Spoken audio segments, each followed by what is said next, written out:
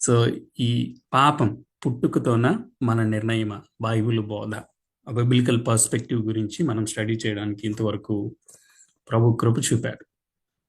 ప్రభు మన మధ్యలో తన సత్యవాక్యం ద్వారా మనకి అనేకమైన విషయాలు మన గమనంలోనికి తీసుకొచ్చి వచ్చారు.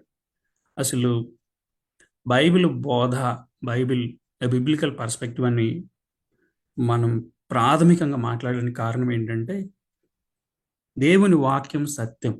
దేవుని వాక్యం మాత్రమే సత్యం.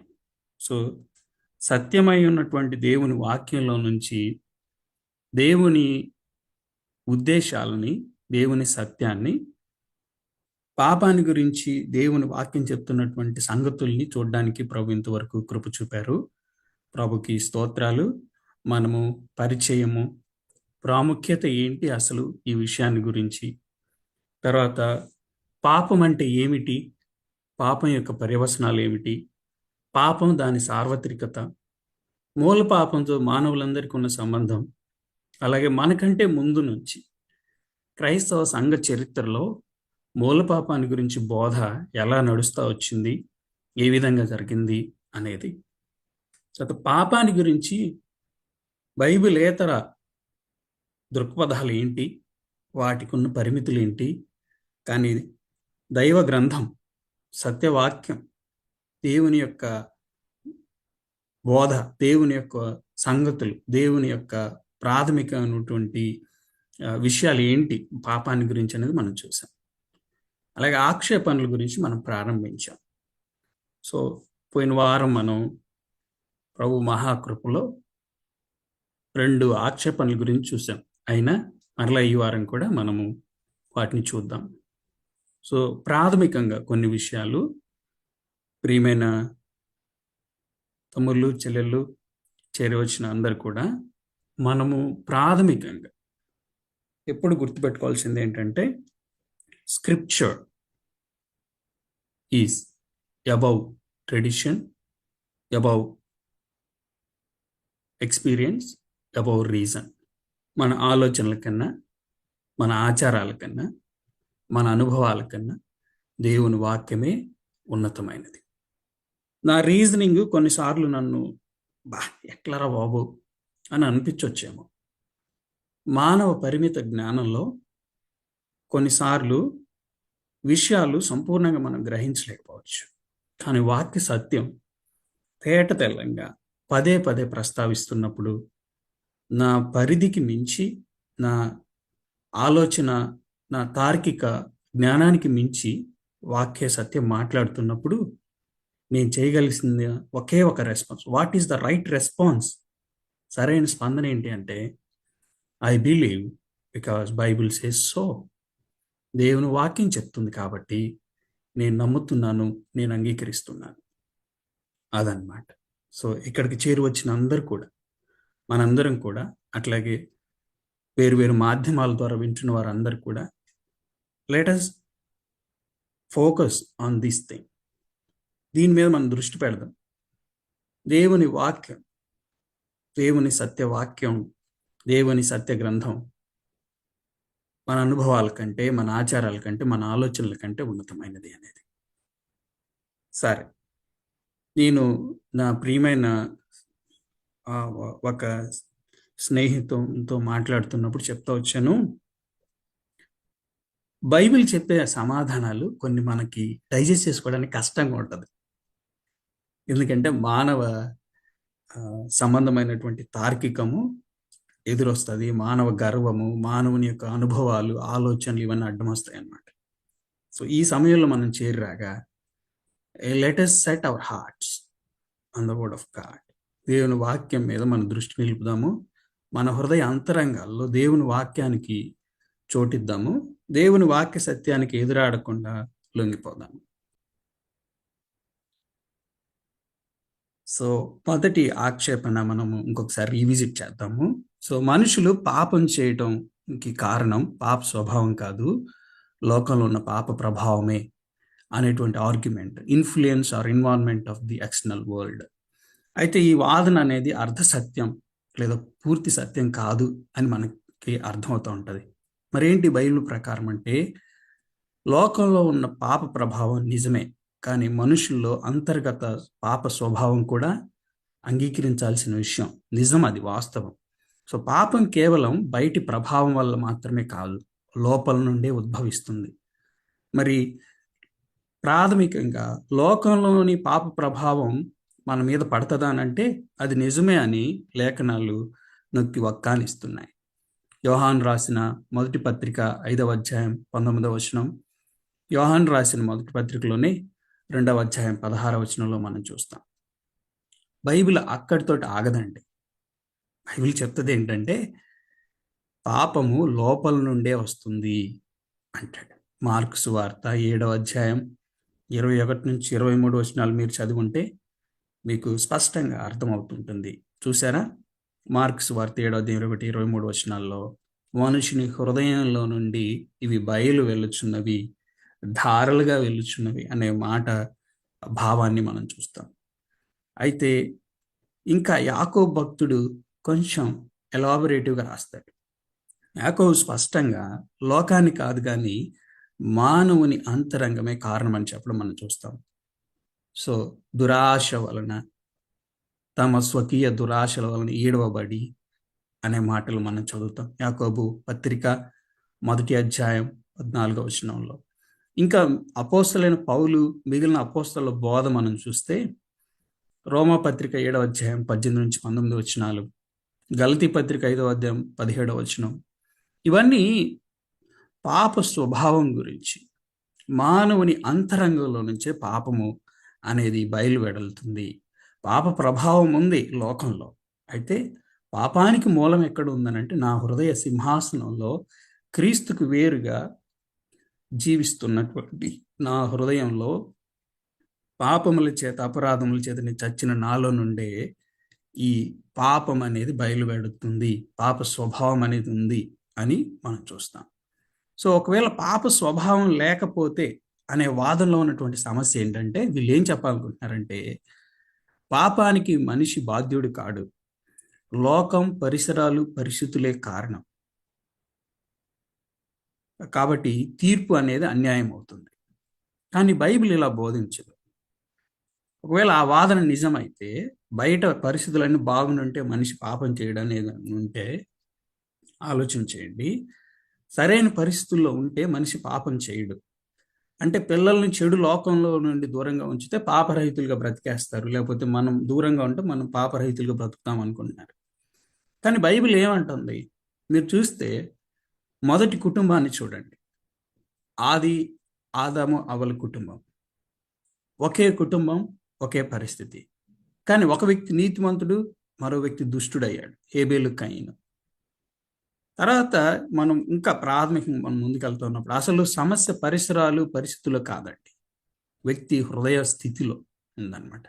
అందుకని యేసుక్రీస్తు ప్రభువారు ఏమన్నారంటే తిరిగి జన్మించాలి, ఒకడు తిరిగి జన్మించకపోతే దేవుని రాజ్యంను చూడనేరడు అన్నాడు. సో పరిస్థితులు మారాలి, పరిసరాలు మార్చుకోండి అని ప్రభు చెప్పలేదు, తిరిగి జన్మించండి అని ప్రభు చెప్పాడు. ఒకవేళ ఇలాంటిది నిజమైతే చూడండి, 2 ప్రత్యేకమైన పరిస్థితులు ఉన్నాయి కదా, నేను ఎక్స్ప్లెయిన్ చేశాను పోయినసారి. జలప్రలయం మునుపు, తదుపరి పరిస్థితులు. మునుపు అంత అలా ఉంది కదా, పరిస్థితులు అంటే జలప్రలయం రాగానే పరిస్థితులన్నీ మారిపోయాయి కదా, లోకమంతా శుభ్రమైపోయింది, పాత అంటే అక్కడ ఉన్నటువంటి పాత పాప సమాజం అనేది తొలగిపోయింది, కొత్త ఆరంభం వచ్చింది. కానీ ఏమైంది చివరికి? ఈరోజు కూడా మనం చూస్తున్నాం కదా, మానవుని గర్వం, దేవునితో సమానంగా ఎక్కిపోవాలనే మానవుని యొక్క గర్వం మనం చూస్తున్నాం కదా.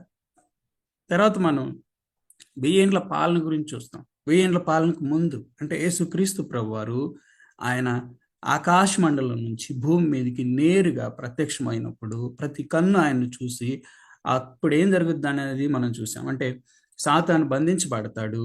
ఇక పరిస్థితులన్నీ అంటే ఇంకా పాపము అనే అంటే ఎవరైతే అవిశ్వాసులు ఉన్నారో ఎవరు ఉండరు, కేవలం విశ్వాసులు, దేవుడు మాత్రమే రాజ్యం వెళ్తున్న సమయం అది. అయినా సరే మానవుని హృదయం ఎంత చెడిపోయిందో మనం ప్రకటన గ్రంథం 20వ అధ్యాయం 7 నుంచి 9 వచనాలు చూస్తాం అన్నమాట.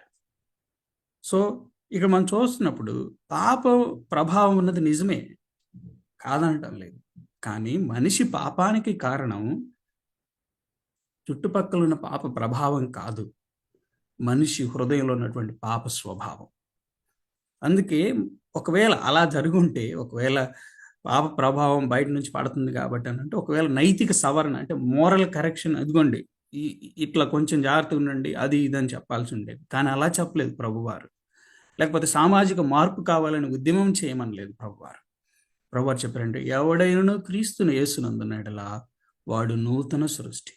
Those who are in Christ they are a new creation అంటున్నాడు. సో మనము నూతన సృష్టిగా, హోల్ కంప్లీట్ నూతనమైనటువంటి వ్యక్తిగా, మనము సంపూర్ణమైనటువంటి ప్రక్షాళన మనకు అవసరమైందని చెప్పి బైబిల్ చెప్తా ఉంది. సో ఇది మన ప్రాథమికమైనటువంటి స్పందన ఈ ప్రశ్నకి. దీని తర్వాత మనం చూస్తే చాలా ఫేమస్ థింగ్ ఉంటుంది. ఏంటంటే, దొంగతనం చేసిన వాడు దొంగ, వ్యభిచారం చేసిన వాడు వ్యభిచారి. కాబట్టి పాపం చేసినప్పుడే పాపి అని మాట్లాడుతున్నారు కదా చాలామంది. మరి ఏంటన్న సంగతి అని అంటే, సో ఇది వాస్తవంగా ఏం మాట్లాడుతున్నారంటే, వీళ్ళు ఇండైరెక్ట్గా ఒక వ్యక్తి చెడుతనం క్రియారూపకం అయితేనే పాపం, క్రియారూపకం కాకపోతే పాపం కాదండి అని చెప్తున్నారు. కానీ బైబిల్ ఏం చెప్తా ఉందనంటే, లేఖనాల యొక్క సమగ్రమైనటువంటి బోధ ఏంటండి అని అంటే, ఒక వ్యక్తి చెడుతనం క్రియారూపకం కాకముందే పాపం అని తేల్చి చెప్తుంది. ఎలా అంటారా? ఎలా అంటే, మీరు చూడండి, మత్తయి సువార్త 15:19 ఏముంది? దురాలోచనలు, నరహత్యలు, వ్యభిచారములు, వేశ్యాగమనములు, దొంగతనములు, అబద్ధ సాక్ష్యములు, దేవదూషణలు ఎక్కడి నుండి వస్తున్నాయి? హృదయంలో నుండియే వచ్చును అన్నాడు. కొంచెం ముందుకు వెళ్దాం. అదే మత్తయి సువార్త 5:27-28 ఏమన్నాడు? వ్యభిచారం చేయవద్దని చెప్పబడిన మాట మీరు విన్నారు కదా, నేను మీతో చెప్పినదేమనగా, ఒక స్త్రీని మోహపుతో చూపుతో చూచు ప్రతివాడు అప్పుడే తన హృదయమందు ఆమెతో వ్యభిచారం చేసిన వాడగును. అంటే వాక్యం చెప్తా ఉంది ఏంటండి అని అంటే, పాప కార్యాలు పాప స్వభావం మూలంగా వస్తున్నాయి. హృదయము హృదయము హృదయము అనే మాట, హృదయంలో నుండి హృదయం అందే అనే మాటలు మానవుని యొక్క పాప స్వభావాన్ని గురించి మాట్లాడుతుంది. బైబిల్ బోధ ఏంటండి అని అంటే, చెప్పేది ఏంటంటే, పాప కార్యాలు పాప స్వభావం నుండి వస్తున్నాయని. సరే, ఇప్పుడు ఒక మాట చూద్దాము. దొంగతనం చేసినప్పుడే దొంగ అయితే, మత్తయి సువార్త 7:17-18 ప్రకారము ఇది యేసుక్రీస్తు ప్రభువారి బోధకి, అంటే వ్యభిచారం చేస్తేనే వ్యభిచారి, దొంగతనం చేస్తేనే దొంగ, ఇవన్నీ ఎవరైనా మాట్లాడుతూ ఉంటే వాస్తవంగా ఇది క్రీస్తు యేసు ప్రభువారి బోధకు పూర్తిగా వ్యతిరేకమైన. కారణం ఏంటి? వ్యభిచారం చేయవద్దని రాయబడి ఉన్నది కదా. అయితే హృదయంలో ఒక స్త్రీని మోహపు చూపు చూసినప్పుడే వాడు వ్యభిచారి అన్నట్టు ప్రభువారు మాట్లాడి, హత్య చేయవద్దని రాయబడింది కదా. అయితే కోప్పడితేనే అంటే ఈ హత్య చేసినట్లు అంటే ఏంది మరి ఇది? అంటే వీళ్ళు ఒక సొంత ఎజెండా పెట్టుకొని ఏదో ఒకటి ప్రూవ్ చేయాలని చేస్తున్నారు, కానీ వాస్తవంగా లేఖన ఆధారంగా మాట్లాడలేదు అన్నమాట. తర్వాత మీరు చూస్తే ఇక్కడ పాప కార్యము పాప స్వభావాన్ని చూపిస్తుందండి. ఏంటి దీని కారణము అంటే పాప స్వభావం. కానీ వీళ్ళు చెప్పేది ఏంటి? ఇట్లా మాట్లాడే వాళ్ళతో, పాప కార్యం చేస్తున్నాడు కాబట్టి పాపి అంటున్నాడు. కాదు, పాప కార్యం కాబట్టి దాని మూలం ఏంటండి అని అంటే పాప స్వభావం. అంతేగాని పాప కార్యం మనిషిని పాప స్వభావంలోకి తీసుకెళ్ళదు. మనిషి పాప స్వభావంలో ఉన్నాడు కాబట్టి పాప కార్యాలు చేస్తున్నాడు, పాప క్రియలో ఉండిపోయాడు. సో దొంగతనం చేసిన వాడు దొంగ అని పిలువబడతాడు, సరే. విచారం చేసిన వాడు వ్యభిచారి, సరే. కానీ మనిషి పాపి కావడం కేవలం చేసిన పనుల వల్ల కాదండి. ఆదాములో పొందిన పాప స్వభావం వల్ల, ఆ స్వభావం నుండి పాప కార్యాలు ఉద్భవిస్తాయి. ఇంకా యాకోబు పత్రిక 4:7 ఉన్న మాట మీరు చూసుంటారు. ఎవడైనా మేలు చేయనెరిగియు చేయని వానికి పాపం అంటాడు. అంటే ఇక్కడ ఏ క్రియ లేదే, కానీ ఏంటి మరి అక్కడ? మేలు చేయనెరిగియు చేయకపోతే పాపం అంటున్నాడు. సో ఇవన్నీ చూస్తా అంటే కమిషన్ మాత్రమే కాదు, ఒమిషన్ కూడా. చేయాల్సింది చేయకపోవడం, చేయకూడనిది చేయటం, ఇవి కూడా అన్నమాట. సో ఇంకా మనము కొంచెం డీటెయిల్గా చూడబోతా ఉన్నాం అన్నమాట. సో ఈ ఒకవేళ ఒకవేళ ఒకవేళ వీళ్ళు చెప్పేది కనుక అంగీకరిస్తే సమస్య ఏంటో తెలుసా అండి? ఒకవేళ ఈ వాదన కనుక కరెక్ట్ అయితే, వీళ్ళు చెప్పేది దొంగతనం చేసిన వాడు దొంగ, వ్యభిచారం చేసిన వాడు వ్యభిచారి, కాబట్టి పాపం చేసినప్పుడే పాపి అని అంటే, this is completely against to the very teachings of the lord Jesus Christ. ప్రభువైన యేసుక్రీస్తు వారి బోధకి ఇది వ్యతిరేకం అన్నమాట.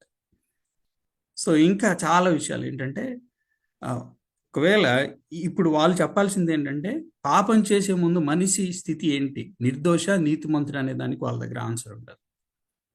మరి ఎందుకు ఒకవేళ నీతిమంతుడు అని చెప్తే, మరి బైబిల్ ఏం చెప్తుంది? రోమపత్రిక 3:10 నీతిమంతుడైన లేడు, ఒకడైన లేడు. 3:23 ఏమంటున్నాడు? అందరము త్రోవ తప్పిపోయాము, గొర్రెల త్రోవ అందరూ అంటున్నాడు. అందరూ అంటున్నాడు. ఒక చోట కాదు, through out the scriptures it is a consistent statement. లేఖనాల వెలుగులు అంతట్లో కూడా ఇది కన్సిస్టెంట్గా ప్రభు మాట్లాడుతూ వచ్చిన మాట. సో మనిషి పాపి కావడం కేవలం పనుల వల్ల కాదండి, ఆదాములో పొందిన పాప స్వభావం వల్ల. ఆ స్వభావం నుండి వచ్చిన పాప కార్యాలు మనం చూస్తామన్నమాట. దాని తర్వాత మనం చూస్తే ఇంపార్టెంట్ క్వశ్చన్, కీర్తనల గ్రంథం 127, 127వ కీర్తన 3-5 వచనాల్లో రాయబడిన మాటలు ఒకసారి చదవండి అని అడిగితే, కుమారులు యెహోవా అనుగ్రహించు స్వాస్థ్యము, గర్భఫలము ఆయన ఇచ్చు బహుమానమే. యవన కాలమందు పుట్టిన కుమారులు బలవంతుని చేతిలోని బాణముల వంటి వారు, వారితో తన అమ్ముల పొది నింపుకొనిన వాడు ధన్యుడు. అట్టివారు సిగ్గుపడక గుమ్మములో తమ విరోధులతో వాదించుదురు అన్నా. మరి ఆయన ఇచ్చి బహుమానం కదా పిల్లలు. మరి పిల్లలు కూడా పాప స్వభావంతో పుడతారు, ఆపాదించబడిన పాపం వాళ్ళ మీద ఉంది అని అంటే, పాపంతో కూడిన దాన్ని దేవుడు బహుమానంగా ఇస్తాడా? Very good question. అయితే ఆలోచించండి. సో లేఖన భాగాల్లో, అంటే ఇక్కడ ఉన్నటువంటి పర్టికులర్ లేఖన భాగంలో బహుమానం అన్నది పాప రాహిత్యాన్ని గురించి కాదు, కానీ దేవుని దయ, ఉద్దేశం, సార్వభౌమ సంకల్పం అనేది మనకు అర్థమవుతూ ఉంటుంది. సో ఈ వాక్యము పిల్లల విలువ గురించి చెప్పే మాట అండి, పిల్లల స్వభావ స్థితి గురించి కాదనమాట. సో నాకు ఒక ఆలోచన ఉంది, ఆ ఆలోచనని నాకు కనపడిన ఒక వచనం లోపలికి రుద్ది, ఆ వచనం ఏదైతే చెప్పట్లేదో అది చెప్పించడానికి నేను ప్రయత్నం చేస్తున్నాను అనమాట. That is a terrible sin. అది చాలా ద్రోహం అన్నమాట. ఎందుకనంటే అక్కడ ఉన్నటువంటి గ్రంథకర్త చెప్పనిది చెప్పాలని నేను బలవంతంగా నా ఉద్దేశాలు రుద్దటం అనేది అది ద్రోహం అన్నమాట. సో అట్లా ఎప్పుడు చేయకూడదు మనం. సో ఇక్కడ అసలు బహుమానం అంటే ఏంటి? మరి బహుమానం అన్నది దేవుడిస్తున్న దానిలో ఉన్నటువంటి విలువ, ఉద్దేశం, కృపను చూపిస్తుంది. అందుకని ఆ బహుమానంలో పతన ఫలితాలు లేవు అని అర్థం కాదండి. సో ఇక్కడ పిల్లల స్వభావ స్థితి గురించి కాదు, ఇది ఒక జ్ఞాన కీర్తన అండి. ఇది పిల్లలు దేవుని చేతిలో నుండి, దేవుని నుండి వచ్చే ఆశీర్వాదం అని చెప్పడమే ఉద్దేశం, కానీ పాప నైతిక స్వభావం అనేది ఇక్కడ ఉన్న అంశం కాదు. ఇంకొకటి, దేవుడు పిల్లల్ని అనుగ్రహించినటువంటి బహుమానంగా అనుగ్రహించాడు కదా, అంటే అది పతన ఫలితాలు లేనిది అని అర్థం కాదు. సరే, ఒకవేళ అట్లా తీసుకుంటే మరి ఏమనుంది? మరి మన జీవితం కూడా దేవుని బహుమానమే కదా. మరి ఎందుకు అందరూ మరణిస్తున్నారు? హెబ్రీ పత్రిక 9:27 దేవుడికి జీవితాన్ని ఇచ్చింది దేవుడు కదా, మరి ఎందుకు మరణిస్తున్నారు? భూమి దేవుని సృష్టి కదా, అయినా ఎందుకు శాపం, మొండ్ల తుప్పులు ఉన్నాయి? ఆదికాండం 3:17-18 మనం చూస్తాం కదా. వివాహం దేవుని ఏర్పాటే కదా, కానీ ఎందుకు కలహాలు ఉన్నాయి? మరి తీవ్ర పరిస్థితుల్లో విడాకులు ఉన్నాయి కొన్ని చోట్ల. అంటే మనం చూస్తున్నప్పుడు దేవుని ఏర్పాటు, దేవుని బహుమానం, పతనం లేని పరిపూర్ణ స్థితి. ఎస్పెషల్గా ఇక్కడ చూస్తున్నప్పుడు పతనం లేని పరిపూర్ణ స్థితి అని ఎక్కడ బైబిల్ చెప్పటం లేదు. అయితే పిల్లలు బహుమానంగా అనుగ్రహించబడుతున్నారు అని అంటే పాపరహితులు అని అర్థం కాదండి. మీరు చూడండి, బైబిల్ ఈ రెండు విషయాలను, పాప స్వభావాన్ని అంటే పిల్లల పాప స్వభావాన్ని, పిల్లల్ని దేవుడు బహుమానంగా అనుగ్రహించడాన్ని రెండు వేరువేరుగా మాట్లాడుతుంది. కీర్తనల గ్రంథం 127వ కీర్తన పిల్లల విలువ గురించి మాట్లాడుతుంది. పిల్లల యొక్క విలువ గురించి మాట్లాడుతుంది. కానీ కీర్తన గ్రంథం 51 మానవ స్వభావ స్థితి గురించి మాట్లాడుతుంది. ఎఫెసీ పత్రిక 2వ అధ్యాయం 3వ వచనంలో మనం చూస్తున్నప్పుడు స్వభావము చేత స్వభావరీత్యా దైవోగ్రతకు పాత్రులు అని చెప్తున్నాం. అంటే మనం ఎప్పుడు గుర్తుపెట్టుకోవాల్సిన విషయం ఏంటంటే దేవుని వాక్యం ఒకదానికొకటి ఎన్నడూ కాంట్రడిక్షన్ కాదండి. There is no contradiction in the word of God.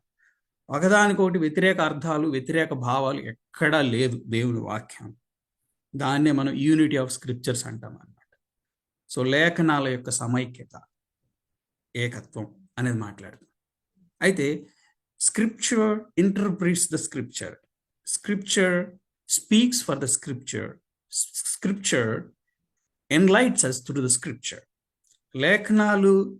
లేఖనాల కొరకు మాట్లాడతాయి, లేఖనాలను వివరిస్తాయి, లేఖనాల ద్వారా మనల్ని వెలిగిస్తాయి. ఇది మనం గుర్తుపెట్టుకోవాలి.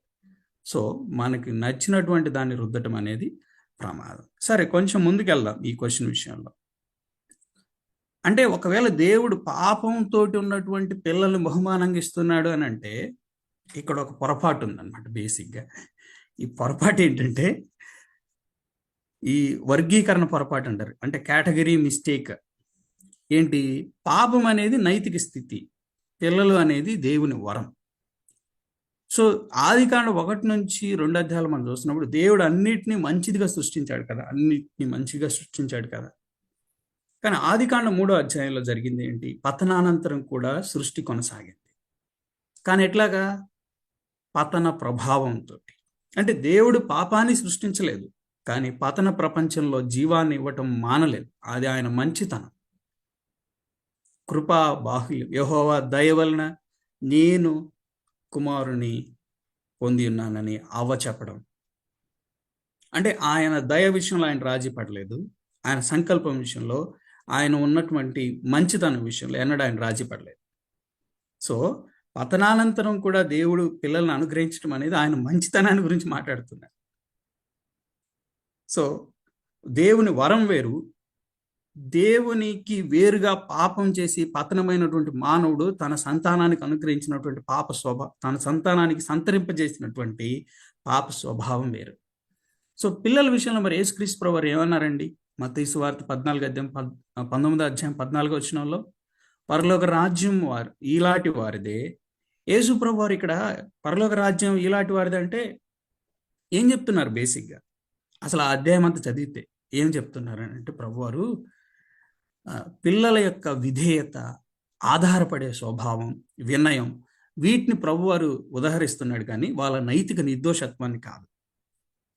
ఒకవేళ వాళ్ళ నైతిక నిర్దోషత్వం గురించి మాట్లాడేదైతే ప్రభువారు మరి యోహాను సువార్త 3వ అధ్యాయం 3వ వచనంలో ఏమన్నారు? ఒకడు క్రొత్తగా జన్మించితేనే కానీ అతడు దేవుని రాజ్యంలో చూడలేడని నీతో నిశ్చయముగా చెప్పుచున్నానని మాటలు మనం చూస్తూ ఉన్నాం. సో నికోదేముతో ప్రభు మాట్లాడుతున్నప్పుడు మాట్లాడిన మాటలు. సో పిల్లలు సైతం తిరిగి జన్మించాల్సిన అవసరం ఉంది అనేది మనకు అర్థమవుతుంది. మరి పిల్లలు చనిపోతే ఏంటి సంగతి? క్రియాపూర్వకమైన పాపం వారికి తెలియక ముందనంటే we had that question. End of the సెషన్లో మనం ఆ క్వశ్చన్ని డీటెయిల్గా స్టడీ చేయబోతున్నాం. ఓకేనా? సో పిల్లలు దేవుని బహుమానం అండి, కానీ వారు పతన ప్రభావం లేని వారు కారు. బహుమానం అనేది విలువను సూచిస్తుంది, పాపం అనేది స్వభావ స్థితిని సూచిస్తుంది. ఈ రెండింటిని కలిపేసి ఇంకేం లేదు, మిక్స్ చేసి గ్రైండర్లో వేసి నాకు ఇష్టమైనటువంటి ఒక ఆర్గ్యుమెంట్ ప్రిపేర్ చేయడం అనేది కరెక్ట్ విషయం కాదనమాట.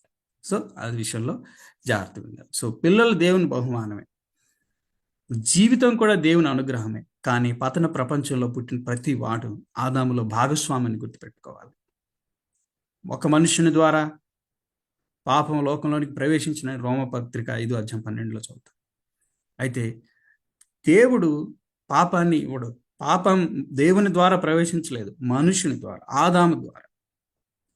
అయితే దేవుడు పాపాన్ని బహుమానంగా ఇవ్వలేదు. మనిషి తన పతనం ద్వారా తన సంతానానికి సంతరింపచేశాడు. ఆదాము గురించి మాట్లాడుతున్నాను నేను. సో కానీ పతన పరిస్థితుల్లో సైతం దేవుడు జీవాన్ని ఇవ్వటం మానలేదు. చూసారా? ఆయన మంచితనం అది. సో దేవుని సంకల్పం చూడండి.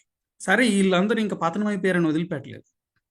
ఆది ఆదాము ద్వారా పతన స్వభావాన్ని సంతరించుకున్న మనకి కడపటి ఆదాముగా ఉన్నటువంటి క్రీస్తు యేసు ప్రభు వారిలో కొరింథీయులకు రాసిన 2వ పత్రిక 5వ అధ్యాయం 17వ వచనంలో మనం చూస్తున్నప్పుడు నూతన సృష్టిగా మనల్ని మారుస్తున్నాడు. సో ఇది సువార్త అద్భుతమైనటువంటి నేపథ్యం. అక్కడే ఆగిపోకూడదు. యువతలు కూడా చూస్తున్నప్పుడు మనకి స్పష్టంగా అర్థమవుతుంది అనమాట. సో ఈ క్వశ్చన్ గురించి మనం చూస్తున్నాం. సో నెక్స్ట్ ముందుకెళ్దాం. చాలా ఇంపార్టెంట్ క్వశ్చన్. ఎట్లా అంటే కీర్తనల గ్రంథం 139 కీర్తనలో 13 నుంచి 14 వచనాల్లో, నా అంతరింద్రియములో నీవే కలుగు చేస్తేవి, నా తల్లి గర్భమందు నన్ను నిర్మించిన వాడవు నీవే, నీవు నన్ను కలుగు చేసిన విధము చూడగా భయమును ఆశ్చర్యమును నాకు పుట్టుచున్నవి, అందును బట్టి నేను నీకు కృతజ్ఞతాస్తుతులు చెల్లించుచున్నాను. నీ కార్యములు ఆశ్చర్యకరములు, ఆ సంగతి నాకు బాగా తెలిసి ఉన్నది. అంటే దేవుడు కదా మానవుని నిర్మించి, నన్ను నిర్మించిన వాడవు నీవే. దేవుడు కదా నరులను నిర్మించింది. మరి దేవుడు నరులను పాపులుగా నిర్మించలేదు కదా. దేవుడు నరులను పాపులుగా నిర్మిస్తాడా అనేది ప్రశ్న అన్నమాట. ఈ ప్రశ్న గురించి మనం ఆలోచన చేస్తున్నప్పుడు, అంటే అసలు ఇక్కడ దావీదు ఏం మాట్లాడుతున్నాడు అంటే, ఈ కాంటెక్స్ట్లో దావీదు ఏం మాట్లాడుతున్నాడు, నాకు అనిపించింది తీసుకెళ్ళి రుద్దకూడదు అనేది నేను ఫస్ట్ నుంచి చెప్తున్న మాట.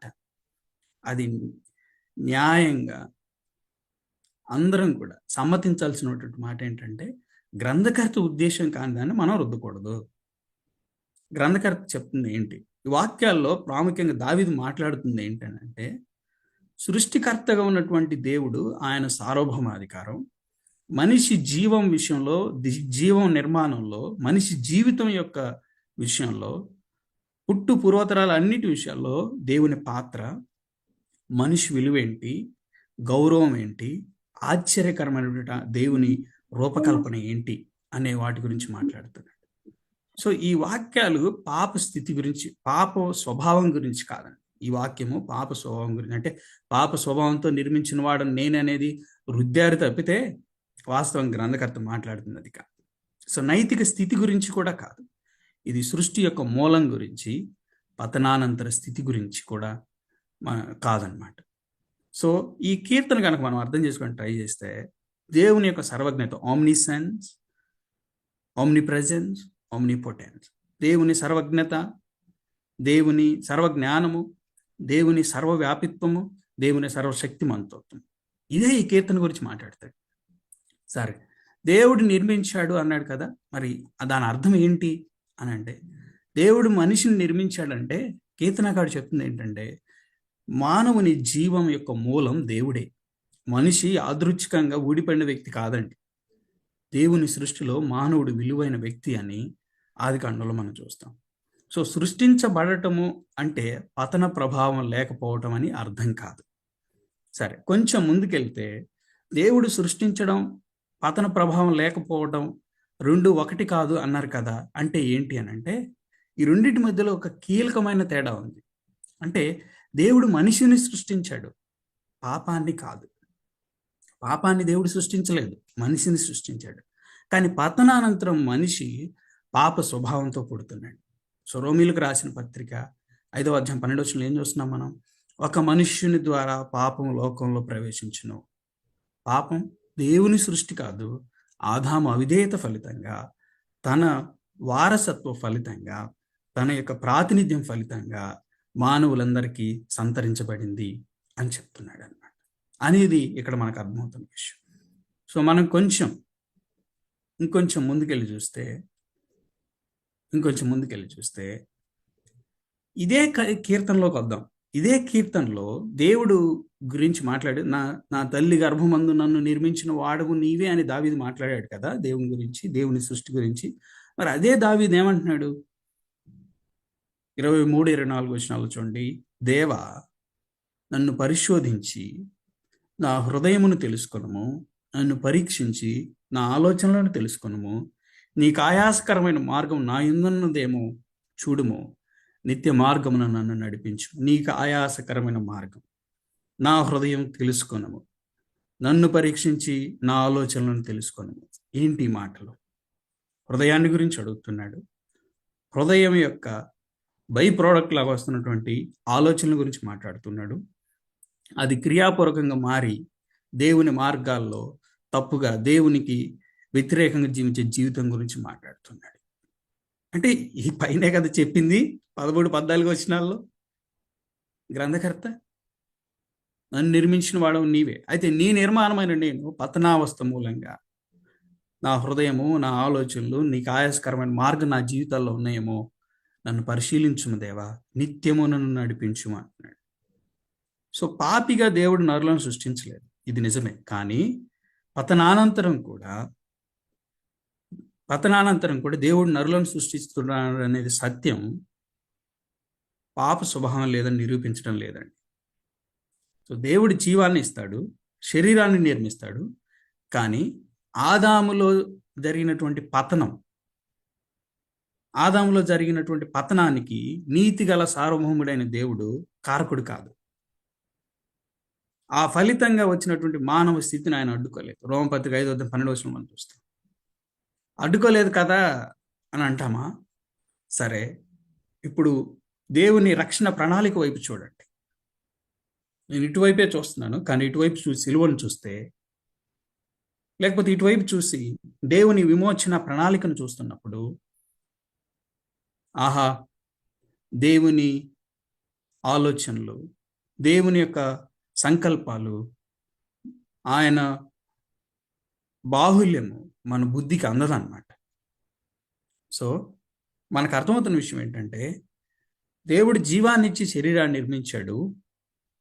That doesn't mean he is the reason to transmit the nature of sin, inherited sin, imputed sin. ఆయన ఇంకా ఆపాదించి చేశాడని కాదు, ఒక మనుష్యుని ద్వారా అని చెప్తా ఉన్నాడు. సో కీర్తనల గ్రంథం 139వ కీర్తన సృష్టికర్త అయిన దేవుని మహిమను ప్రకటిస్తుంది అనే విషయాన్ని మనం గుర్తించాలి. గుడ్. నెక్స్ట్, ఇప్పుడు అసలు విషయానికి వద్దాం. అన్న బాగానే ఉంది, కానీ ప్రసంగి గ్రంథం 7:29లో ఇది ఒకటి మాత్రము నేను కనుగొంటిని, ఏమనగా దేవుడు నరులను యథార్థవంతులుగా పుట్టించను గాని వారు వివిధమైన తంత్రములు కల్పించుకొని ఉన్నారు అనుంది కదా. దేవుడు నరులను యథార్థవంతులుగా సృష్టించాడు, పాపులుగా కాదనుంది కదా. మరి ఎందుకు మీరు చెప్తున్నారు మీ బోధ అంతా దేవుని వాక్యానికి వ్యతిరేకమే కదా అని అనవచ్చు. మంచి ప్రశ్న. అయితే చూడండి, అసలు ఇక్కడ ఏంటి, ఇక్కడ అంటే ఈ లేఖన భాగం సృష్టి ఆరంభంలోని మానవ జాతి ప్రతినిధి గురించి మాట్లాడుతుంది. అతని తదుపరి పాప వ్యాప్తి ఎలా జరిగింది అనేది మాట్లాడుతున్నాడు. ఈ భాగాన్ని మనం అర్థం చేసుకోవడానికి ముందు అసలు ఈ గ్రంథము, ఈ సందర్భం మనకు అర్థం కావాలి. ప్రసంగి గ్రంథం మొత్తం ఒక ప్రశ్న చుట్టూ తిరుగుతుంది. ఏంటి ఆ ప్రశ్న అంటే, దేవుని సృష్టిలో నీతి ఎందుకు విఫలమవుతుంది? ఇంకొకటి, ఈ వాక్యంలో సొలొమోను చెప్తున్న ప్రధానమైన విషయం ఏంటంటే, సమస్య దేవుని సృష్టిలో కాదు, మానవుని యొక్క ప్రతిస్పందనలో ఉంది. ఇంకోటి, ఈ ముఖ్యమైనటువంటి భాగాన్ని గురించి మనం మాట్లాడబోతున్నప్పుడు ఇది ఆదిమ సృష్టి గురించి మాట్లాడుతుంది. అంటే నరులను యథార్థవంతులుగా పుట్టించును అనే మాట, it is speaking of the creation, సృష్టి గురించి ఆదిమంగా, అంటే ప్రథమంగా, మొదట దేవుని సృష్టి గురించి మాట్లాడుతుంది. సో అంతేగాని ఇది పతనానంతరం, అంటే తర్వాత ఉన్నటువంటి ఫాలెన్ కండిషన్, తప్పిపోయినటువంటి, పడిపోయినటువంటి, పతనమైనటువంటి మానవుని యొక్క స్థితి గురించి కాదు. కానీ సందర్భం చూద్దాం ఒకసారి. 7వ అధ్యాయం 20-28 వచనాల్లో ఒకే లైన్లో వెళ్తా ఉన్నప్పుడు 20వ అధ్యాయంలో, పాపము చేయక మేలు చేయుచుండు నీతిమంతుడు భూమి మీద ఒకడైనను లేడు. అంటే గ్రంథకర్త కొన్ని అబ్జర్వేషన్స్ చేస్తున్నాడు. ఏంటి ఆయన పరిశీలనలు అంటే, ప్రతి మనిషి పాపం చేస్తాడు. ఇది వ్యక్తిగతమైనటువంటి పాపాల విషయంలో ఉన్నటువంటి వాస్తవికమైనటువంటి విషయం. 21-22 వచనాల్లో ఎట్లా మనుషుల మాటలు, లోపాలు, బలహీనతల గురించి, మానవ స్వభావంలో ఉన్నటువంటి అపరిపూర్ణత గురించి మాట్లాడుతున్నాడు. ఇప్పుడు 23-28 వచనాల్లో అంటే జ్ఞానం గురించి వెతుకుతున్నాడు ప్రసంగి. మానవ హృదయంలో ఉన్నటువంటి వక్రత, మోసం, పతనం గురించి మాట్లాడుతున్నాడు 23-28 వచనాలు. ఇప్పుడు ఒక సమ్మరీకి వచ్చినాడు. ఈ అబ్జర్వేషన్స్లో ఇప్పుడు పరిశీలించి ఇప్పుడు ఒక సమ్మరీ స్టేట్మెంట్ ఇస్తున్నాడు, ఒక సారాంశ వాక్యం చెప్తున్నాడు. ఏంటంటే, ఇది ఒకటి మాత్రము నేను కనుగొంటిని. నేను చాలా విషయాలు పరిశీలించిన తర్వాత ఇది ఒకటి కనుగొన్నాను. ఏంటనంటే, దేవుడు నరులను యథార్థవంతులుగా పుట్టించును, కానీ వారు వివిధమైన తంత్రములు కల్పించుకొని ఉన్నారు. ఇంతకీ యథార్థత అంటే ఏంటండి? ఏంటి అంటే, యథార్థవంతులు అన్న మాట యొక్క అర్థం ఏంటి ఇక్కడ అని అంటే, ఇది పాపరహితులు అని అర్థం కాదు. అప్రైట్ ఆర్ ఎషార్ అని ఉంటుంది. హిబ్రూలో ఎషార్ అని ఉంటుంది, ఇంగ్లీష్లో అప్రైట్ అని చూస్తాం. అంటే పాపరహితులు అనే అర్థం కాదండి. మరేంటి దీని అర్థం? ఈ హెబ్రీ పదం అంటే, దేవుని పోలిక స్వరూపంలో చేయబడ్డ మానవుడు దేవుని చిత్తానికి సరిపోయే విధంగా సృజింపబడ్డాడు అనే అర్థం వస్తుంది. అంటే దేవుడు మనిషిని తన పోలిక తన స్వరూపాన్ని బట్టి నీతి చేయగల సామర్థ్యంతో సృష్టించాడు.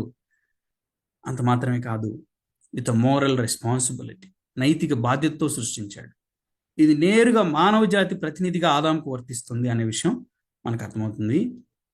ఇంకొకటి, ఈ ఈ ఈ యొక్క స్థితి గురించి మనం మాట్లాడుతున్నప్పుడు మనం చూస్తే, తన పోలికలో తన స్వరూపంలో దేవుడు మనిషిని చేసినటువంటి విషయం గురించి మాట్లాడుతున్నప్పుడు ఆదాముకు వర్తిస్తుంది అన్నట్టు మనకు అర్థమవుతుంది. అంతేకాదు, ఇది పతనానికి ముందున్నటువంటి ఆదాము స్థితి. దేవుడు తాను చేసినదంతా చూచిన అది మిక్కిలి మంచిదని ఆదికాండం 1:31 చూస్తాం. కానీ మరి ఆదాము సంతానం సంగతి ఏంటి? దేవుడు తన పోలికలో తన స్వరూపంలో చేసుకున్నాడు ఆదాముని, కానీ ఆదాము సంతానం యొక్క పరిస్థితి ఏంటి పతనానంతరం? ఆదికాండం 5:3 ఉంది, ఆదాము 130 ఏండ్లు బ్రతికి తన పోలికగా తన స్వరూపమును కుమారుని కని అతనికి షేతు అను పేరు పెట్టను. ఇప్పుడు ఆదాము పతనమయ్యాడు. ఆదాము పతనమయ్యి తన స్వరూపాన్ని, తన పోలికని, అంటే తన నేచర్ని తన సంతానానికి, ఆయన అవిధేయత మూలంగా పతనమైనటువంటి తన స్వభావాన్ని తన సంతానానికి సంక్రమింప చేయటం అనేది మనం చూస్తూ ఉంటాం అన్నమాట. మరి ఏం జరిగింది ఇక్కడ అంటే, ఇక్కడ బేసిక్ ఈ టెక్స్ట్ దేవుడు నరులను యథార్థవంతులుగా పుట్టించిన అనేది ఆదాము గురించి మాట్లాడుతున్నాడు. కానీ వారు వివిధమైన తంత్రములు కల్పించుకొని ఉన్నారు అంటే అర్థం ఏంటి? వారు వివిధమైన తంత్రములు కల్పించుకొని ఉన్నారు అంటే, ఇక్కడ తంత్రములు లేదా స్కీమ్స్ అన్నమాట కేవలం కొన్ని చెడ్డ పనులు కాదండి. దేవుని మార్గాలను వదిలి సొంత మార్గాలను వెతుక్కున్నటువంటి మానవుని గురించి, అలాగే వ్యక్తిగతమైనటువంటి పాపాన్ని గురించి మాట్లాడుతూ ఉన్నాడు. సో ఇక్కడ ఉన్నటువంటి కాంటెక్స్ట్లోంచి మనం చూస్తున్నప్పుడు సిరీస్ ఆఫ్ అబ్జర్వేషన్స్ తర్వాత గ్రంథకర్త మాట్లాడుతున్నాడు ఏంటంటే, ఆదాము అలాగే సృష్టి గురించి మాట్లాడుతున్నాడు. అయితే పతనానంతరం మానవుని యొక్క పరిస్థితి గురించి ఏంటంటే, మానవుడు స్వచిత్తంగా దేవుని మార్గాన్ని వదిలిపెట్టి సొంత మార్గాలను వెతుక్కున్నాడు అనేది. మనందరం త్రోవ తప్పి గొర్రెల వలె అనే మాట యెషయా గ్రంథం 53:6 మనం చూస్తాం అన్నమాట. సో ఇది వ్యక్తిగతంగా మానవుడు ఉద్దేశపూర్వకంగా స్వచిత్తంతో దేవుని విడిచిపెట్టి ఇంకా దారుణమైన పరిస్థితుల్లోకి వెళ్ళిపోయాడనే విషయాన్ని గురించి మాట్లాడుతున్నాడు. సో మనిషి పాపానికి దేవుడు కారణం కాదు, దేవుని సృష్టి కూడా లోపభూయిష్టం కాదు, కానీ మనిషి తన ఎంపికలతో దేవుని మార్గం నుండి తప్పిపోయాడు అనేది ఇక్కడ మాట్లాడుతున్నాడు. సో ఇది ఈ ప్రత్యేకమైనటువంటి క్వశ్చన్ గురించి మనం చూస్తాం. అంటే దేవుడు నరులను యథార్థవంతులుగా సృష్టించాడు, ఇది సృష్టి సత్యం, సృష్టిని గురించినటువంటి వాస్తవం. కానీ ఆదాములో పతనం జరిగాక మానవ జాతి పాప స్వభావానికి లోనైంది.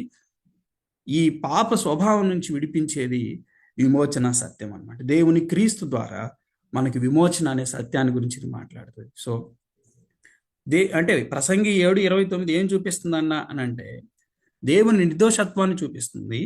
మనిషి పతనాన్ని కూడా లేదండి, మనిషి పతనం లేదని చెప్పట్లేదు, అక్కడే రాశాడు.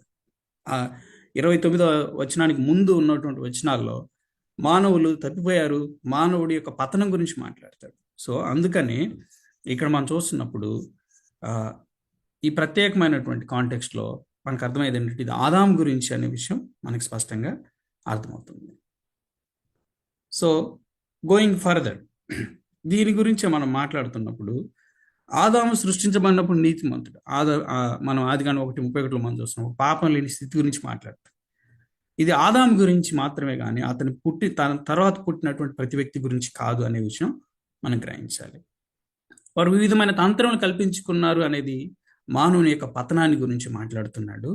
సో మానవుని యొక్క పతనం, స్వచ్ఛందంగా తిరుగుబాటు చేయడం, దేవుని మార్గాన్ని వదిలి సొంత మార్గాల్ని, సొంత ఆలోచనలని, సొంత కీర్తిని వెతుక్కుంటూ వెళ్ళిపోయేది ఇక్కడ నుంచే ప్రారంభమైంది. మానవుని యొక్క చరిత్ర ఆదాము నుండే ప్రారంభమైంది అనే విషయం మనకి తెలుసు అన్నమాట. సో ఇది మనం చూస్తున్నటువంటి లేఖనాధారంగా చూస్తున్నటువంటి సమాధానం. తర్వాత కొంచెం మనం ముందుకెళ్తే ఒక వ్యక్తి అంటాడు, దేవుడే మనల్ని పాపులుగా పుట్టిస్తున్నాడని చెప్పడం ఎంత భయంకరమైన బోధ అండి. దేవుడే పాపానికి కర్త అని మీరు చెప్పాలనుకుంటున్నారా అని అంటే, ఏమంటానంటే దేవుడు పాపానికి కర్త కాదు. దేవుడు మనల్ని పాపులుగా సృష్టించడు. కానీ ఆదాంలో జరిగిన పతనం వల్ల దేవుడు ఏర్పాటు చేసిన సహజ క్రమంలో పాప స్వభావం మానవ జాతికి సంక్రమించింది. సో లెట్స్ ఈ స్టేట్మెంట్ డివైడ్ చేసి చదువుదాం. దేవుడు పాపానికి కర్త కాదు. యాకోబు రాసిన పత్రిక 1:13, హబక్కూకు గ్రంథం 1:13, ఆయన కనులు దుష్టత్వం చూడలేనంత నిర్దోషమైనవి. అసలు ఎంత గంభీరమైనటువంటి సత్యం అది. ఎంత ఘనమైన దేవుడు మన జీవితాల్లో ఉన్నాడు. యోహాను రాసినటువంటి మొదటి పత్రిక 1:5 కూడా మనం చూస్తాం. సో దేవుడే పాపానికి మూలం అని చెప్పడం లేఖనాలకి విరుద్ధం. సరే, దేవుడు మనల్ని పాపులుగా సృష్టించడు. అయితే పాప స్వభావం ఎక్కడి నుండి వచ్చింది అంటే మనం చూస్తాం అన్నమాట. రోమపత్రిక 5:12, ఒక మనుష్యుని ద్వారా పాపము లోకంలో ప్రవేశించును. గమనించండి, ఇక్కడ దేవుని ద్వారా పాపం లోకంలో ప్రవేశించినని రాయబడి లేదండి, ఒక మనుష్యుని ద్వారా అని రాయబడింది. సో ఆదికాండం 3వ అధ్యాయం పాపం దేవుని సృష్టి కాదు, పాపం ఆదాము అవిధేయత ఫలితం అని మనకి చక్కగా వివరిస్తుంది. సో దేవుడు మానవుని యథార్థవంతునిగా సృష్టించాడు, కానీ ఆదాము తిరుగుబాటు చేశాడు. సో దాని గురించే మనం చూస్తున్నప్పుడు, కానీ ఇప్పుడు మనం ఏం జరిగింది, ఆదాములో జరిగిన పతనం వల్ల దేవుడు ఏర్పాటు చేసిన సహజ క్రమంలో పాప స్వభావం మానవ జాతికి సంక్రమించింది. సో దేవుడు మనల్ని ఎలా పుట్టిస్తున్నాడు? కొంతమంది ఏమంటారంటే ఆదామును చేసినట్లుగా ప్రతి ఒక్కరిని దేవుడు సృష్టిస్తున్నాడు అనుకుంటారు. కాదు, అది తప్పుడు భాష్యం. వాక్య సత్యం ఏంటంటే దేవుడు సృష్టిని కొనసాగించే సహజ క్రమాన్ని ఏర్పాటు చేశాడు. ఏమన్నాడు ఆదికాండం 1:28, మీరు ఫలించి అభివృద్ధి పొంది విస్తరించి భూమిని నిండించి దాన్ని లోపరుచుకునుడి అన్నాడు. సో ఆదికాండం 5:3 మనం చూస్తున్నప్పుడు పతనమైనటువంటి మానవుని యొక్క స్వభావం సహజ క్రమంలో తన సంతానమైనటువంటి వారందరికీ తన స్వరూపంలో, తన స్వభావంలో, తన పోలికలో కుమారుని కనుననే మాట మనం చదువుతాం. సో దేవుడు జీవాన్ని ఇస్తాడు, కానీ సంతానోత్పత్తి ద్వారా మనిషి తన స్వభావాన్ని సంక్రమింపజేస్తాడు. సో పాప స్వభావం అనేది దేవుని చేత సృష్టించబడలేదు, ఆదాం ద్వారా సంక్రమించింది. సో మరి దేవుడు పాప స్వభావంతో పుట్టిస్తున్నాడంటే ఆయన బాధ్యుడే కదా అన్న అభ్యంతరాన్ని ఎలా మనం అర్థం చేసుకోవాలి అంటే, ఇది కారణం ఎవరు, అనుమతిస్తుంది ఎవరు అనే ఈ రెండింటి మధ్యలో ఒక ప్రాథమికమైనటువంటి తేడా తెలియాలి మనకి. కాజ్ అండ్ పర్మిషన్ అనేది. సో దేవుడు పాపానికి కారకుడు కాదు, కానీ పతనానంతరం కూడా సృష్టి కొనసాగటానికి అనుమతించాడు, పర్మిషన్ ఇచ్చాడు. రోమపత్రిక 8:20-21 ఈ సృష్టి ఎంతవరకు ఉంటుంది అన్నా మరి అని అంటే, ఏలైనగా సృష్టి నాశనమునకు లోనైన దాస్యంలో నుండి విడిపింపబడి దేవుని పిల్లలు పొందబో మహిమగల స్వాతంత్రం పొందుదునను నిరీక్షణ గలదై స్వేచ్ఛగా కాక దాన్ని లోపరిచిన వాని మూలంగా వ్యర్థపరచబడిను. సో దీని అర్థం ఏంటంటే, పతనం దేవునికి ఇష్టమైందని కాదు, కానీ దేవుడు తాత్కాలికంగా అనుమతించాడు. ఎందుకు? తన పిల్లల విమోచన కొరకు. అంటే మనము క్రీస్తు యేసు ప్రభు వారిని ఆయన రాకడ వరకు లేదా మనం పోకడ వరకు ఇది జరుగుతుంటుంది అన్నమాట. సో విమోచన కొరకు లేదా విమోచన కాలం వరకు.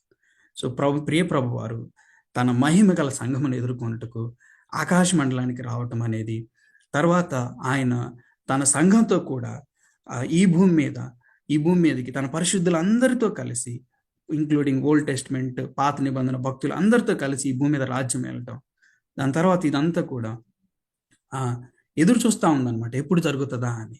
సో దేవుని రాకడ విషయంలో దేవుని కుమారుడైన యేసుక్రీస్తు వారిని ఎదుర్కొన్నట్టుకు మనం ఎదురు చూస్తున్నాము. అంటే సృష్టి కూడా మూలుగుతా ఎదురు చూస్తూ ఉంది ఏంటంటే దానికి విమోచన కొరకు అన్నమాట. సో ఇది మనం చూస్తున్నాం. కొంచెం ముందుకెళ్తే మనం ఈ బోధ ఎందుకు భయానకం కాదు, ఇది భయం అంటే ఇదేదో ఒక భయంకరమైనటువంటి బోధ వేరేదని కాదు. కానీ ఈ బోధను తిరస్కరిస్తే ఇది యాక్చువల్గా భయంకరమైనది కాదు, ఇది అవసరమైనది. ఈ బోధను తిరస్కరిస్తే పాపానికి దేవుడు బాధ్యుడవుతాడు. ఆదాము పతనం యొక్క అర్థం ఉండదు, అసలు ఆ అర్థమే ఉండదు. తర్వాత అసలు యేసుక్రీస్తు వారి అవసరమే ఉండదు. కానీ సరిగ్గా అర్థం చేసుకుంటే ఈ బోధ చెప్పేది ఏంటంటే దేవుడు పరిశుద్ధుడు. మానవుని యొక్క బాధ్యత స్పష్టంగా తెలియజెప్తుంది. స్వార్థ మహిమ అర్థమవుతుంది అన్నమాట. The glory of the gospel, స్వార్థ సత్యం అర్థమవుతుంది. క్రీస్తు యేసు ప్రభు వారి యొక్క సంపూర్ణ బలియాగం, దాని విలువ మనకు అర్థమవుతుంది అనమాట. సో దేవుడే మనల్ని పాపులుగా పుట్టిస్తున్నాడని చెప్పడం భయంకరమైన బోధ అయితే అది మనం చెప్పట్లేదు, నేను చెప్పేది కాదు అనేది స్పష్టంగా తెలియజేస్తుంది. మానవుడు తన పతనానంతరం తన స్వభావాన్ని మనుషులకి సంక్రమింపచేసి తన సంతానంతట్లో, అంటే తను ఆపాదించబడినటువంటి పాపం, సంక్రమించినటువంటి పాపం గురించి మనం మాట్లాడతాం. సో పాపానికి దేవుడు కర్త కాదండి, ఆదాము పాపానికి కర్త. దేవుడు జీవాన్ని ఇస్తాడు, ఆదాము మాత్రం పతనాన్ని సంక్రమింపచేశాడు. అయితే లుక్ ఎట్ ద క్రాస్, క్రీస్తు యేసు వైపు చూడండి. క్రీస్తు యేసు ప్రభు వారి వైపు చూస్తున్నప్పుడు ఆదాము పతనాన్ని ఇస్తే, మరణాన్ని తీసుకొస్తే, క్రీస్తు యేసు ప్రభు విమోచన, విడుదల, జీవాన్ని తీసుకొచ్చాడనే విషయం మనకు అర్థమవుతుంది. So let's go further. So పాప స్వభావం కారణంగా పాపం చేస్తున్నామని చెప్పడం మానవుడు తన బాధ్యతను విస్మరించడానికి తావిస్తున్నది కాదా? నేను పాపం చేయడం నా తప్పు కాదని, నా స్వభావానుగుణంగా నేను ప్రవర్తిస్తున్నాను బుకాయించాలి ఈ సిద్ధాంతం అనేకుల హృదయాలను కఠినపరచదా అని అంటే ఈ ప్రశ్న సరైనదేనండి. కానీ బైబిల్ బోధించే పాప స్వభావ సిద్ధాంతం ఈ బుకాయింపును సమర్థించదు. ఎట్లా అంటారా? బైబిల్ ఎక్కడా చెప్పలేదు ఏమని, నీ స్వభావం చెడ్డది కాబట్టి నీవు బాధ్యుడు. ఇది బైబిల్ బోధ కాదని, మనుషులు సృష్టించినటువంటి వక్రీకరణ. అంటే నీ స్వభావం చెడ్డది కాబట్టి నీవు బాధ్యుడు కాదురా బాబు అని చెప్పేది దేవుని వాక్యంలో ఎక్కడ రాయలేదు. మీరు కావాలని చూడండి, స్పష్టంగా యాకోబు రాసిన పత్రిక 1:14 ప్రతి వాడు ఇండివిజువల్ రెస్పాన్సిబిలిటీ గురించి మాట్లాడుతున్నాడు. తన స్వకీయమైన దురాశ చేత, ఇంటర్నల్ ఇంక్లినేషన్ గురించి మాట్లాడు. ప్రతి వాడు తన స్వకీయమైనటువంటి, అంటే ప్రతి వ్యక్తి తనకు తానుగా, తన వ్యక్తిగతంగా తన స్వకీయమైనటువంటి దురాశ చేత ఈడవబడి మరులు కొల్పబడిన వాడై శోధింపబడును. పాప స్వభావం కారణం చూపించబడింది, కానీ అంటే ఈ దురాశ ఎవరిది? స్వకీయమైనది. ఎవరు? ప్రతివాడు. తన అంటున్నాడు, తన ఇండివిజువల్, ఇంటర్నల్ అనే విషయాలు మనం గమనిస్తున్నాం. సో పాప స్వభావం కారణం చూపించబడింది, కానీ నేరం మనిషి మీదే ఉంచబడింది. సో పాప స్వభావం పాపానికి మినహాయింపు కాదనే విషయం మనకు అర్థమవుతుంది. సో రెండు విషయాలు జాగ్రత్తగా గమనించండి వాక్యపు వెలుగులో. మనిషికి పాప స్వభావం ఉంది, మనిషి చేసే పాపానికి అతడే బాధ్యుడు అన్నా. మరి ఏంటి సంగతి అని అంటే, రోమాపత్రిక 3:19 మీరు చూస్తే, ప్రతి నోరు మూయబడినట్లు సర్వలోకము దేవుని శిక్షకు పాత్రమగునట్లును ధర్మశాస్త్రం చెప్పుచున్న వాటిని అన్నిటినీ ధర్మశాస్త్రంలోని వారితో చెప్పుచున్నదని ఎరుగుదము. అంటే ఇది నా స్వభావం, నేను నా స్వభావం కాబట్టి నేను ఇలా చేస్తున్నాను, నాకేం సంబంధం లేదని చెప్పే నోరు కూడా మూయబడుతుంది అనమాట. సో ప్రతి నోరు మూయబడినట్లు, సో ఆ నోరు కూడా మూయబడుతుంది. స్వభావం వల్ల నేను ఇట్లా చేస్తున్నాను అనేది న్యాయసమ్మతమైనటువంటి కారణం కాదు. కానీ వాస్తవంగా ఇంకా కొంచెం ముందుకెళ్తే, అంటే ప్రభువారు, అంటే మనుషులు ఇట్లా ట్రై చేస్తున్నారు, ఏంటి నా స్వభావం కాబట్టి నేను ఇలా చేస్తానని. సో మొదటి విషయం ఏంటంటే, ఈ ఆక్షేపణ చేయడానికి లేదు. రోమపత్రిక నుంచి మనం చూసాం. అయితే యేసుక్రీస్తు ప్రభువారి బోధలో నుంచి మనం చూస్తే, యోహాను సువార్త 15:22 నేను వచ్చి వారికి బోధింపకుండిన ఎడల వారికి పాపం లేకపోవును, ఇప్పుడైతే వారి పాపమునకు మిషలేదు అంటున్నాడు.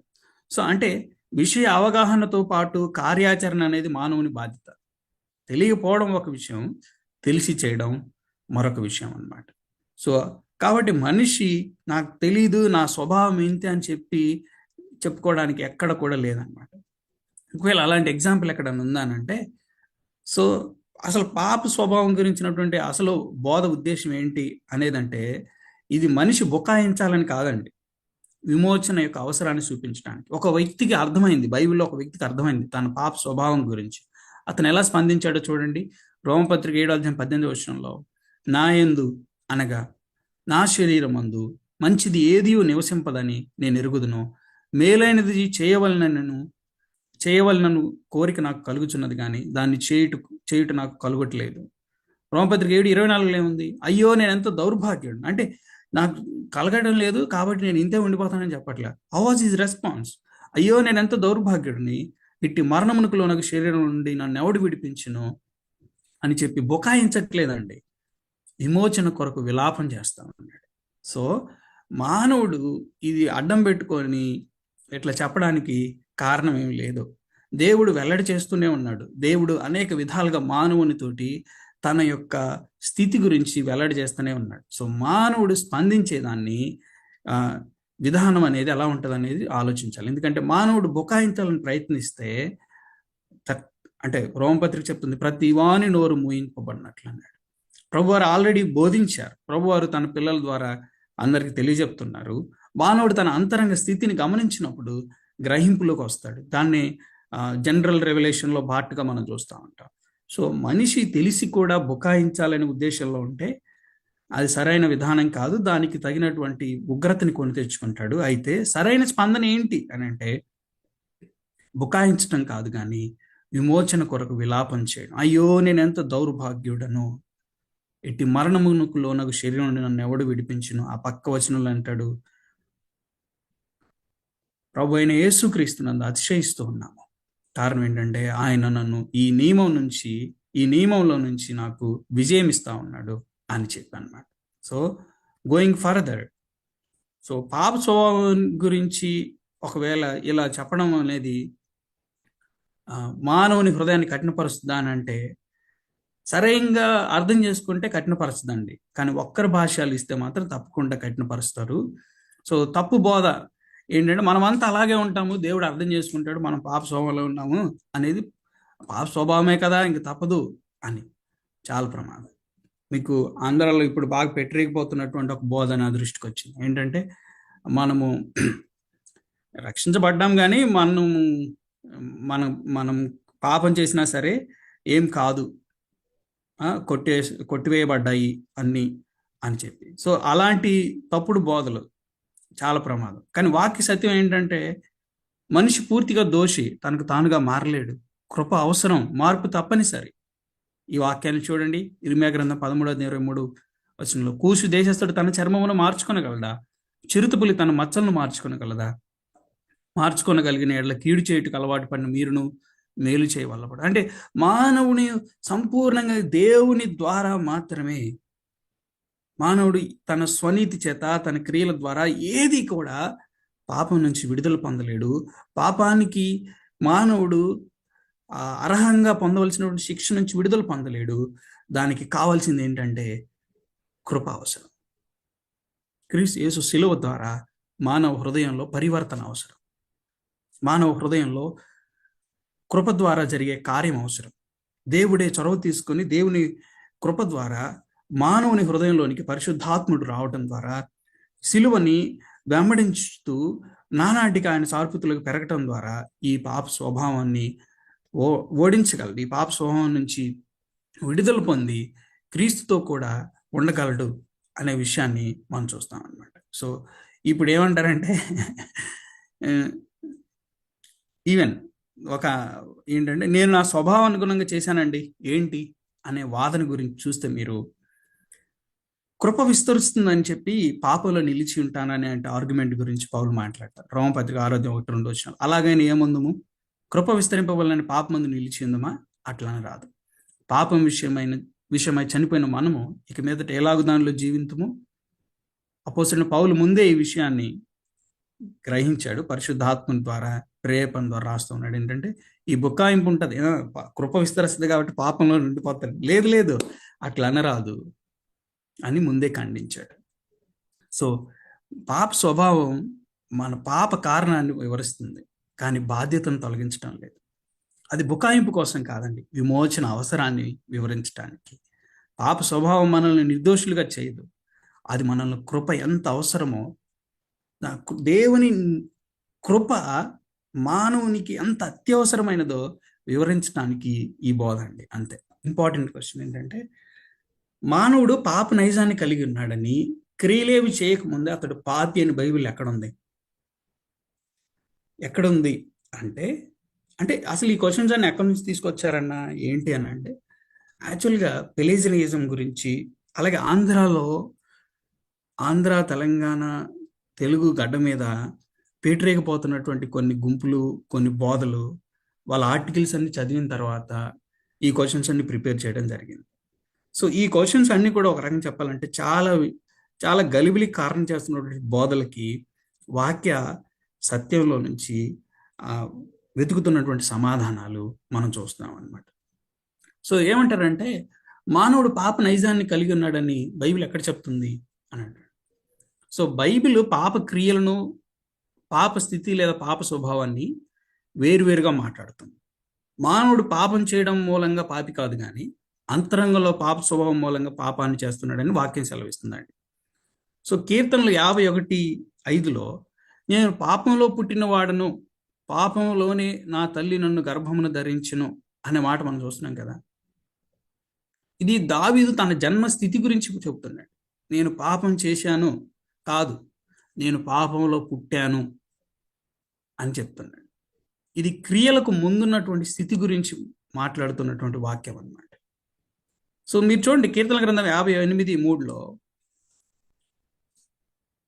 తల్లి కడుపున పుట్టినది మొదలుకొని భక్తిహీనులు విపరీత బుద్ధి కలిగిందురు, పుట్టిన తోడనే అబద్ధములాడుచు తప్పిపోదురు. తల్లి గర్భం నుండి, పుట్టిన దినము నుండి ఇది ఎవరో దగ్గరుండి నేర్పించింది కాదు. ఇన్నేట్ డీవియేషన్, సహజమైనటువంటి వక్రత, మానవుని స్వభావంలో ఉన్నటువంటి వక్రత గురించి మాట్లాడుతున్నాడు. సరే, ఎఫెసీ పత్రిక 2:3 వారితో కలిసి మనమందరము శరీరము ఎక్కువ మనసు ఎక్కువ కోరికలు నెరవేర్చుకొనొచ్చు, మన శరీరాశలను అనుసరించి మునుపు ప్రవర్తించు కడమవారి వలనే స్వభావ సిద్ధముగా దైవోగ్రతకు పాత్రులమై ఉంటేమి. ఏమంటున్నాడు? స్వభావ సిద్ధముగా. ఇది క్రియల ద్వారా కాదు, కానీ స్వభావ స్థితి ద్వారా. అంటే పాపం చేసినందుకు పాపి కాదండి, పాప స్వభావం కలిగినందున పాపం చేస్తున్నాడని చెప్తున్నాడు. రోమపత్రిక 5:12-19 చూడండి, ముఖ్యమైన విషయాలు. ఒక మనిషి అవిధేయత, అనేకుల మీద ప్రభావం, క్రియలకు ముందే మరణాధిపత్యం అనే విషయాలు మనం చూస్తాం. అనేకులు అని అంటే ఆదాము వర్గాన్ని గురించి మాట్లాడుతున్నాడని పోయిన తరగతిలో మనం చూసాం.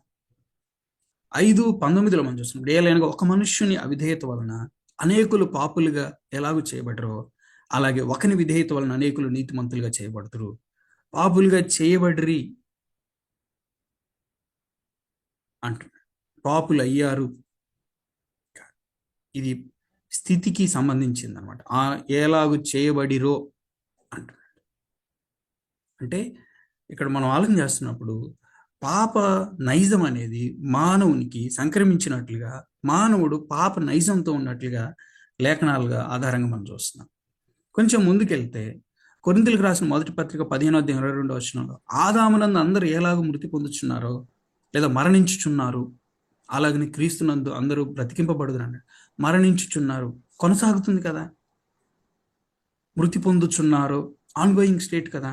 అంటే వ్యక్తిగత క్రియలపై ఆధారపడకుండా ఆదాములో పుట్టిన వారందరికీ, ఆదాము సంతానంగా ఉన్నటువంటి అందరికీ కూడా ఇది వర్తిస్తుంది.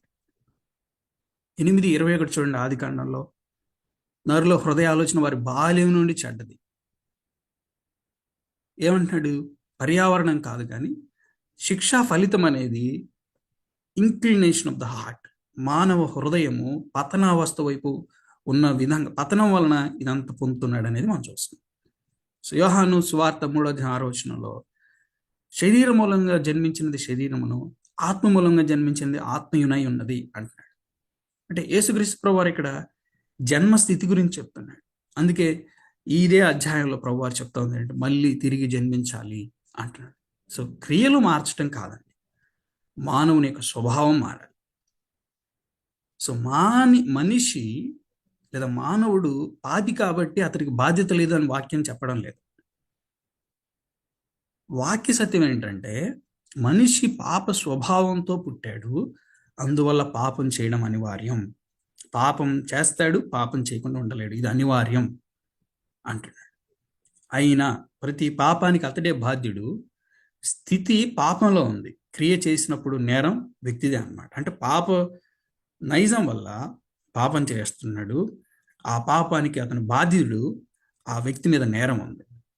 సో మనిషి క్రియలు ఏవి చేయకముందే పాపి అని చెప్పే వాక్యాలు బైబిల్లో ఉన్నాయి. అవి పాప క్రియలని కాదండి, పాప స్థితిని బోధిస్తున్నాయి. అంటే అతను చేసిన అంటే వ్యక్తిగతమైనటువంటి క్రియాపూర్వక పాపాన్ని గురించి కాదు, పాప స్థితి గురించి వివరిస్తున్నాయి. సో ఈ బోధ మన బాధ్యతను తీసివేయదు. మనము నిరుత్తరులమని దేవుని మీద ఆనుకొనుట ద్వారా మాత్రమే మనకు పాపం నుంచి విడుదల, విమోచన ఉందని క్రీస్తు యేసు ప్రభువు వారి యొక్క అవసరాన్ని వివరించే విషయం అన్నమాట ఇది. సో ఇది మనం చూస్తా ఉన్నాం. దీని తర్వాత దీని కొనసాగింపుగానే చూస్తే దీనికి కొంచెం ఇది ఇంతవరకు అంటే మానవుని యొక్క పాప నైజం గురించి బైబిల్ చెప్తా ఉంది. అండ్ మీరు వీలైతే సెకండ్ సెషన్ ఒకసారి చూడండి. మానవులు పాప స్వభావం కలిగి పుడతారన్నది నిజమైతే మానవుడిగా పుట్టిన యేసు ప్రభు కూడా పాపాన్ని కలిగి ఉన్నాడా? So to be very straight, అంటే చాలా స్ట్రైట్ ఫార్వర్డ్ చెప్పగలిగింది ఏంటంటే లేదు. యేసుక్రీస్తు ప్రభువారు సంపూర్ణ దైవ మానవుడు. ఆయన తల్లి కన్య మరియ గర్భంలో పడింది మొదలుకొని ఆయన సంపూర్ణ దైవ మానవుడు అనే విషయాన్ని మనం అంగీకరించాలి. సంపూర్ణ మానవుడిగా పుట్టినప్పటికీ ఆయనకు పాప స్వభావం లేదు. ఇది క్రైస్తవ విశ్వాసానికి మూల సత్యం అన్నమాట. యేసుక్రీస్తు ప్రభువారికి పాప స్వభావం ఉంది అని చెప్పడం ఏంటంటే సువార్త సత్యాన్ని కూల్చివేయడం అన్నమాట. సువార్త సత్యాన్ని పూర్తిగా కూల్చివేయడం. సరే, యేసుక్రీస్తు ప్రభువారి పుట్టుక అందరిలాగా జరిగిన సాధారణ పుట్టుక కాదు. చూడండి, పాప స్వభావం ఆదాము ద్వారా లోకంలోకి ప్రవేశించింది. రోమపత్రిక 5:12 మనం చూస్తాం. ఇట్లుండగా ఒక మనుషుని ద్వారా పాపం ద్వారా మరణమును లోకంలోకి ఎలాగ ప్రవేశించినో అలాగే మనుషులందరూ పాపం చేసినందున మరణం అందరికీ సంప్రాప్తమైన. అయితే యేసుక్రీస్తు ప్రభువారు ఎట్లాగా? ఆదాము సంతానంలో సహజంగా పుట్టలేదు. ఆ మనిషిని పాపానికి వారసుడిగా జన్మించలేదు. మరి ఏంటి లేఖనాధారం అని మనం చూస్తున్నప్పుడు ఆదికాండం 3:5 స్త్రీ సంతానము అనే మాట మనం చూద్దాము. సీడ్ ఆఫ్ ఉమెన్ అంటాడు. గలతీ పత్రిక 4:4 అయితే కాలము పరిపూర్ణమైనప్పుడు దేవుడు తన కుమారుని పంపెను, ఆయన స్త్రీ యందు పుట్టి. అంటే స్త్రీ సంతానము అన్న మాట ఉద్దేశపూర్వకంగా దేవుడు తన అనాదికాల సంకల్పంలో రక్షణ ప్రణాళికను ఉద్దేశించి రాపించినాడు. స్త్రీ సంతానం అనే మాట ఏంటనంటే మానవ తండ్రి ప్రమేయం లేకుండా లేదా స్త్రీ పురుషుల కలయిక లేకుండా జరిగినటువంటి జన్మ గురించి మాట్లాడుతున్నాడు. మరి ఎట్లాగ ఈ మాట చెప్పొచ్చానంటే మనం ఎట్లా ఈ మాట చెప్పొచ్చానంటే ఈ మాట గురించి మత్తయి సువార్తలో నేను ఇట్లా గర్భవతిని అవుతాను ఈ మాటలు అంటున్నప్పుడు గబ్రియేలు దూత చక్కగా వివరించినట్లుగా మనం చూస్తాం. And he quoted some of the scriptures. అక్కడ ఈ లేఖనాలని కోట్ చేసినట్లుగా కూడా మనం చూస్తాం అన్నమాట.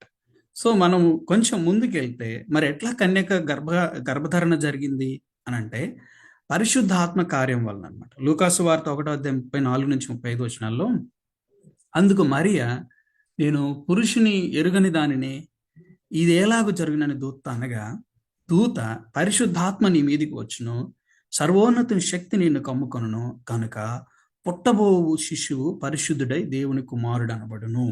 చూడండి, చాలా ప్రాముఖ్యంగా ఆలోచించాల్సిన ఒక విషయం ఏంటంటే యేసుక్రీస్తు వారు సంపూర్ణ దేవుడు. ఆయన నిత్య కాలం నుంచి దేవుడిగా ఉన్నాడు. ఆయన యుగాల్లో తరతరాల్లో దేవుడిగా ఉన్నాడు. ఇప్పుడు దేవుడై ఉన్నటువంటి క్రీస్తు యేసు ప్రభువారు తన దేవత్వానికి మానవత్వాన్ని కలుపుకొని కన్య గర్భం ద్వారా ఈ లోకంలో జన్మించడం జరిగింది. సో దీని ఇంకార్నేషన్ అనే మాట వాడతారు ఇంగ్లీష్లో. సో యేసు క్రీస్తు ప్రభువారి జన్మకు మూలం పరిశుద్ధాత్మ కార్యమే. అంటే ఆయన దేవత్వానికి మానవత్వాన్ని కలుపుకున్నాడు. ఎట్లా? కన్య గర్భంలో. సో పరిశుద్ధాత్మ కార్యమే, డివైన్ యాక్టివిటీ అని మాట్లాడుతున్నాడు. కనుక ఇంకొక మాట ఉన్నాడు, పుట్టబోవు శిశువు పరిశుద్ధుడై దేవుని కుమారుడు అనబడును. ఆయనలో పాప స్వభావం సంక్రమించే మార్గమే లేదు. కారణం ఆయన స్త్రీ సంతానం. తర్వాత యేసుక్రీస్తు ప్రభువారి జననం మానవ తండ్రి లేదా స్త్రీ పురుషుల కలయిక ద్వారా కాదు, పరిశుద్ధాత్మ కార్యం చేతనే. కనుక ఆయన నిజమైన మానవుడు, కానీ పాప స్వభావానికి మూలమైన ఆదాము స్వభావంలో పాలిభాగస్తుడు కాదు. మీరు బాగా గమనిస్తే ఈ హెరెటిక్స్, ఈ దుర్బోధ కానీ లేకపోతే లోకంలో క్రైస్తవాన్ని నిరాకరించాలనుకున్నటువంటి క్రైస్తవ బోధని వ్యతిరేకించాలనుకున్నటువంటి వాళ్ళు ఎక్కువగా దాడి చేసేటువంటి విషయాలు దేవుని వాక్యం, దేవుని యొక్క ప్రత్యక్షత అంటే ట్రినిటీ గురించి, తర్వాత ముఖ్యంగా దేవుని కుమారుడైనటువంటి క్రీస్తు యేసు ప్రభువారు లేకపోతే దేవుడైనటువంటి క్రీస్తు ప్రభువారి యొక్క జననం. If they were able to destroy the incarnation, they can destroy the whole Christian faith అన్నమాట. అంటే ఆయన జన్మ విషయంలో కనుక నీలాంటి నాలాంటి సాధారణమైన పాప స్వభావం అనేది, అంటే స్త్రీ పురుషుల కలయిక ద్వారా తన సంతానంలో, అంటే మానవుడు ఆది ఆదాము సంతానంలో కనుక మనం ఆయన భాగమై ఉంటే there was no way that Christianity can stand out. క్రైస్తవం అనేది అసలు నిలబడటానికి దారి లేదు. సో అందుకని దీని మీద ఎక్కువ దాడి చేస్తారనమాట. సో కొంచెం ముందుకెళ్తే మనం అంటే ఇది ఎక్కువ పాపులర్ వ్యూ. ఇది చూస్తున్నప్పుడు యేసుక్రీస్తు ప్రభువారు ఆయన శరీరం గురించి మాట్లాడుతున్నప్పుడు హెబ్రీ పత్రిక 10:5 కాబట్టి ఆయన ఈ లోకమందు ప్రవేశించినప్పుడు ఇలాగ చెప్పుచున్నాడు, బలియు అర్పణయు నీవు కోరలేదు కానీ నాకు ఒక శరీరమును అమర్చితివి. సో యేసుక్రీస్తు ప్రభువారి శరీరము పాప స్వభావంతో సహజంగా ఉద్భవించినది కాదు, కానీ అది దేవుడే సిద్ధపరిచిన శరీరము. సో యేసుక్రీస్తు ప్రభువారి శరీర ధారణ ఇన్కార్నేషన్ను పతన సృష్టిలో భాగమైనటువంటి మానవుడు, అంటే స్త్రీ పురుషుల కలయిక ద్వారా ఆదాము ద్వారా సంక్రమించినటువంటి ఆ పాప స్వభావంలో భాగంగా సమానంగా చూడటానికి కుదరదనమాట. అది పూర్తిగా ఖండించబడుతుంది, అది పూర్తిగా ఖండించాల్సిన విషయం అనమాట. సో ఇప్పుడు మరి రోమపత్రిక 8:3-4 ఏమన్నాడన్నా అంటే, శరీరమును అనుసరింపక ఆత్మను అనుసరించి నడుచుకుని మనయందు ధర్మశాస్త్ర సంబంధమైన నీతి విధి నెరవేర్చబడవలనని పాప పరిహారము నిమిత్తము దేవుడు తన సొంత కుమారుని ఏమాటంటున్నాడంటే పాప శరీరాకారముతో పంపి ఆయన శరీరమందు పాపమునకు శిక్ష విధించెను. పాప శరీరాకారముతో పంపి ఆయన శరీరమందు పాపమునకు శిక్ష విధించెను అనే మాట మనం చూస్తున్నాం. అంటే యేసుక్రీస్తు పాప శరీరాన్ని ధరించాడు, కానీ అంటే క్షమించండి, may the dear lord forgive me, పాప శరీరాకారాన్ని ధరించాడు కానీ పాప శరీరాన్ని కాదు. సో యేసుక్రీస్తు ప్రభువారి గురించి ఇక్కడ మాట్లాడుతున్నప్పుడు రోమాపత్రిక 3వ మెయిన్ కాంటెక్స్ట్ ఏంటంటే, ధర్మశాస్త్రం అనేది విఫలమైంది. ఇప్పుడు యేసుక్రీస్తు ప్రభువారు ద్వారా ధర్మశాస్త్రం నెరవేర్చబడి మనకు జీవం ఎలాగొచ్చింది, ధర్మశాస్త్రం మూలంగా శిక్షలో ఉన్నటువంటి మన కొరకు ఆయన శరీరం మందు ఎలా శిక్ష విధించబడిందని చెప్తున్నాడు. సో ఏమంటున్నాడంటే, యేసుక్రీస్తు ప్రభు తన దైవత్వానికి సంపూర్ణ మానవత్వాన్ని కలుపుకొని లోకంలోకి వచ్చాడు, కానీ ఆయన శరీరం మాత్రం పాప స్వభావంతో కూడింది కాదు. అంటే ఆయన అంతరంగంలో పాప నియమానికి లోబడే విషయం కాదనమాట. ఇంకొకటి మనలో, అంటే ఒక ఆయన అంటాడు, ఏమంటాడంటే అన్ని అంటే ద బ్యాటిల్ అంటే పాపాన్ని దూరం నుండి ఖండించలేదు. అంటే ఎట్లా అంటే యేసుక్రీస్తు ప్రభువారు పాప శరీరాకారాన్ని ఎందుకు ధరించాలి అని అంటే, మనము ఈ రోమపత్రిక చదువుతున్నప్పుడు పాపం మన శరీరంలో రాజ్యం ఏలుతుంది అని చెప్తున్నాడు. రోమపత్రిక 7:23 పాపం మన శరీరంలో రాజ్యం ఏలుతుంది అన్నాడు. కాబట్టి దేవుడు దూరం నుండి పాపాన్ని ఖండించలేదు. అదే మానవ శరీరాన్ని తన దైవత్వానికి మానవత్వాన్ని కలుపుకొని సంపూర్ణ దైవ మానవుడిగా పాప శరీర ఆకారంలోనికి వచ్చి అదే స్థలంలో పాపాన్ని శిక్షించాడు. The battle was joined and the triumph secured in the same flesh which is in us is the seat and the agent of sin. మనలో పాపం రాజ్యమేలే అదే రంగస్థలంలో క్రీస్తు ప్రభువారు అదే రంగస్థలంలో పాపాన్ని ఓడించడం. అంటే మనము శరీరంలో ఉండి పాపాన్ని ఓడించలేని పరిస్థితిలో ఉంటే ఆయన అదే శరీరాన్ని ధరించుకుని, ఏ శరీరాన్ని అంటే I mean to say that like పాప శరీరాకారాన్ని, ఆ ఆ శరీరంలో పాపాన్ని ఓడించినట్లుగా మనం చూస్తా ఉన్నాం. సో మనం కొంచెం ముందుకెళ్ళి చూస్తే ఇక్కడ కొన్ని ప్రాముఖ్యమైన విషయాలు. యేసుక్రీస్తు ప్రభువారు సంపూర్ణ మానవుడు, అంతే విధంగా సంపూర్ణంగా పాపరహితుడు. అన్న మనిషి అంటేనే మరి ఇప్పుడు దాకా మనం పాప స్వభావంతో చూసాం కదా. అయితే ఆయన సంపూర్ణంగా పాపరహితుడు. ఎబ్రీ పత్రిక 2వ అధ్యాయం 7వ వచనం కానీ, ఫిలిప్పీ పత్రిక 2వ అధ్యాయం 7వ వచనం కానీ, ఎబ్రీ పత్రిక 4వ అధ్యాయం 7వ వచనం 15వ వచనంలో ఆయన పాపం లేనివాడుగా ఉండెను అనే మాట. సో ఆయన శోధింపబడినాడు, కానీ ఆయనలో పాపానికి లొంగే అంతరంగంలో ఉన్నటువంటి వక్ర స్వభావం లేదు. మరికొన్ని విషయాలు మీరు చూడండి. ఇందులో మీరు కనుక జాగ్రత్తగా గమనిస్తే, యేసుక్రీస్తు పాపం చేయలేదు మాత్రమే కాదు, క్రియాపూర్వకమైన పాపం అంటే ఆయనలో పాప స్వభావం లేదు, ఆయనలో క్రియాపూర్వకమైన పాపమే లేదు. అంతేకాదు, ఆయన పాపం లేనివాడు, ఇదే శరీరంలో ఉన్నాడు. మనందరం పాపానికి లోనైపోయి ఉన్నాము, కానీ ఆయనలో పాపమే లేదు, పాపం లేనివాడుగా ఉన్నాడు. పేతురు రాసిన మొదటి పత్రిక 2వ అధ్యాయం 2వ వచనంలో ఆయన పాపము చేయలేదు అనే మాట. ఆయన నోటను ఏ కపటమును కనబడలేదు అంటాడు. కొరింథీయులకు రాసిన 2వ పత్రిక 5వ అధ్యాయం 21వ వచనంలో, ఎందుకనగా మనం ఆయన యందు దేవుని నీతి అగునట్లు పాపం ఎరుగని ఆయనను మన కోసము పాపముగా చేసెను. ఒకవేళ పాప స్వభావం ఉండుంటే, పాపమును ఎరుగని వాడు, పాపం ఎరుగని ఆయన అనే మాటలు చెప్పడం అసాధ్యమండి.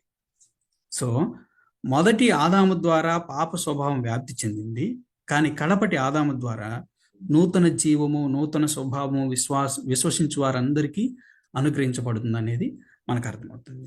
సో పాప స్వభావం అనేది ఆదాము ద్వారా సహజమైనటువంటి జన్మ వలన వచ్చింది.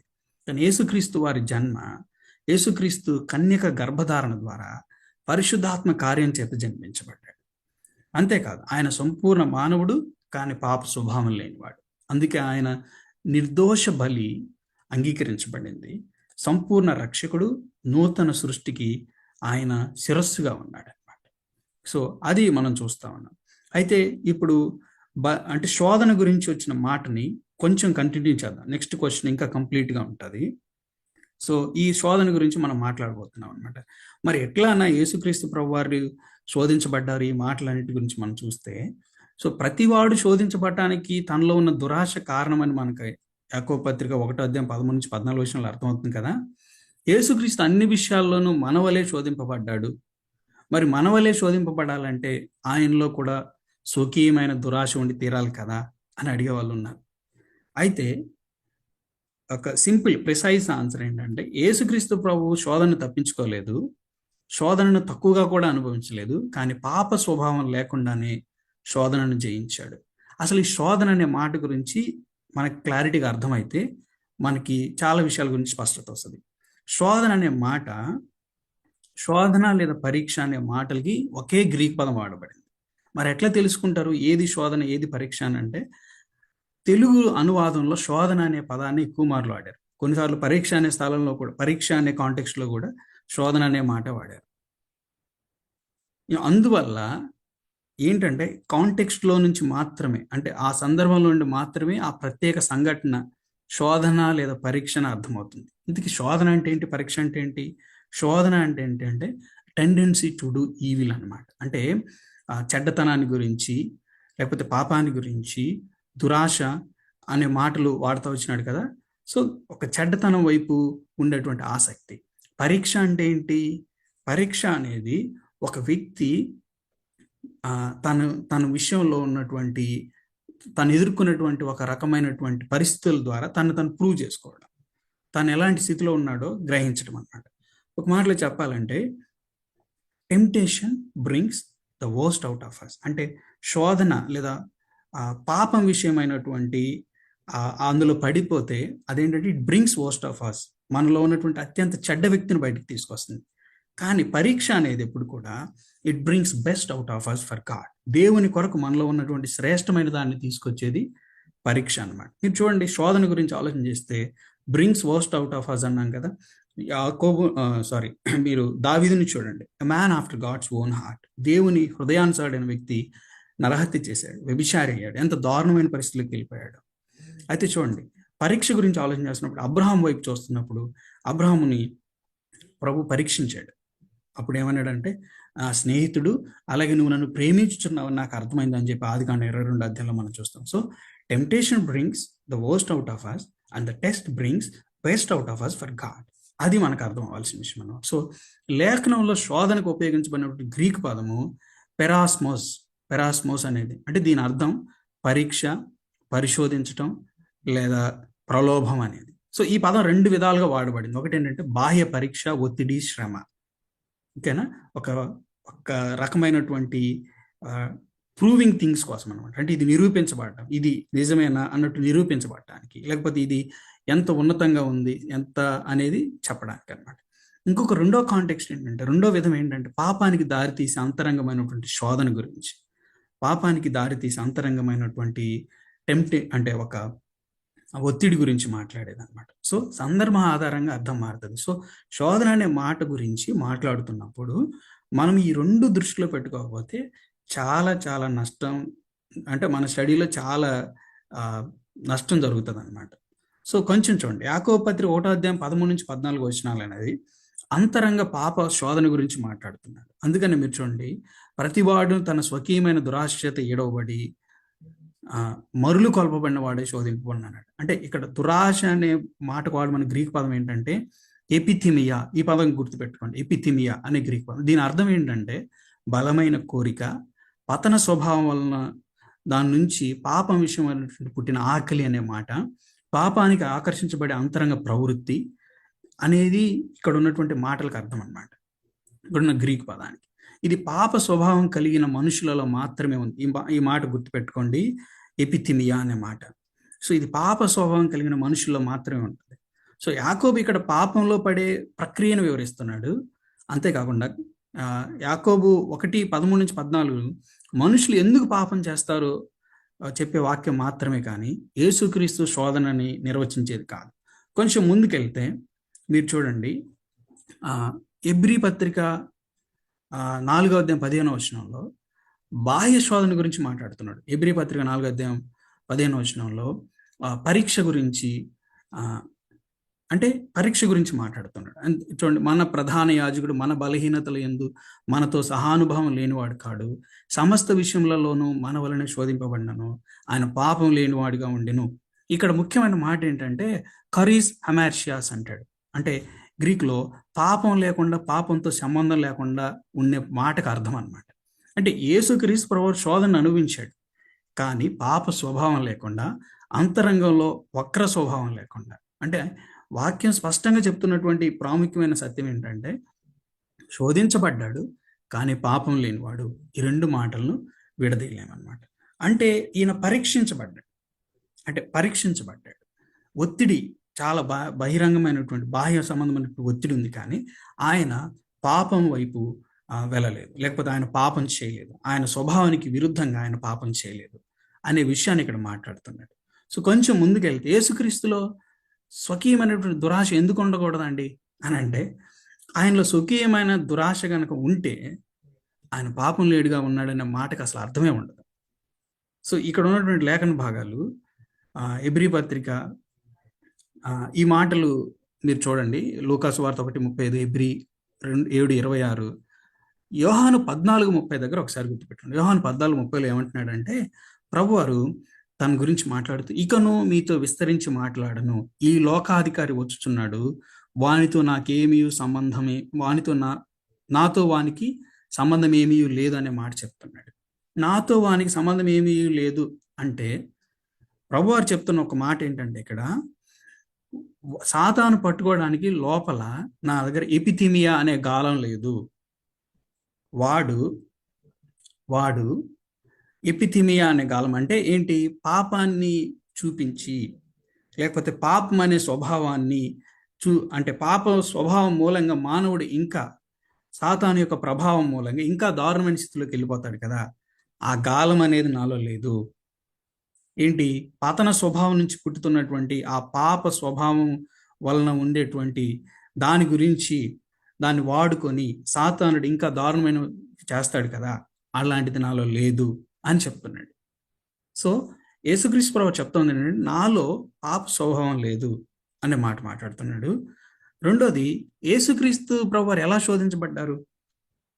సాతాను ద్వారా, మత్తయి సువార్తలో చూస్తాము. లోకంలో ఉన్నటువంటి ఒత్తిళ్ల ద్వారా, శ్రమల ద్వారా, బాధల ద్వారా, కానీ అంతరంగం నుండి వచ్చినటువంటి పాప స్వభావం ద్వారా కాదు.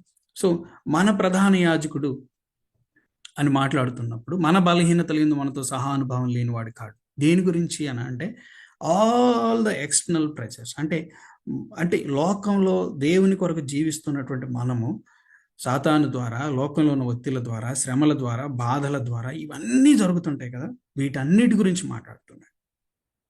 అయితే కొంచెం కొంచెం దీనికి ఎక్స్టెన్షన్ క్వశ్చన్ ఏంటంటే, యేసు ప్రభు పాపం చేయలేడని చెప్పడం కంటే, చేయగలడు కానీ చేయకుండా పాపాన్ని జయించాడని చెప్పడం సబబు కాదు కదా. యేసు ప్రభు పాపం చేయలేడని చెప్పడం కంటే, చేయగలడు కానీ చేయకుండా పాపాన్ని జయించగలడు అని చెప్పడం సబబు కదా. పాపం చేయలేని వాడు శోధించబడటంలో గొప్పతనం ఏముంటుంది అని అడిగే వాళ్ళు ఉన్నారు.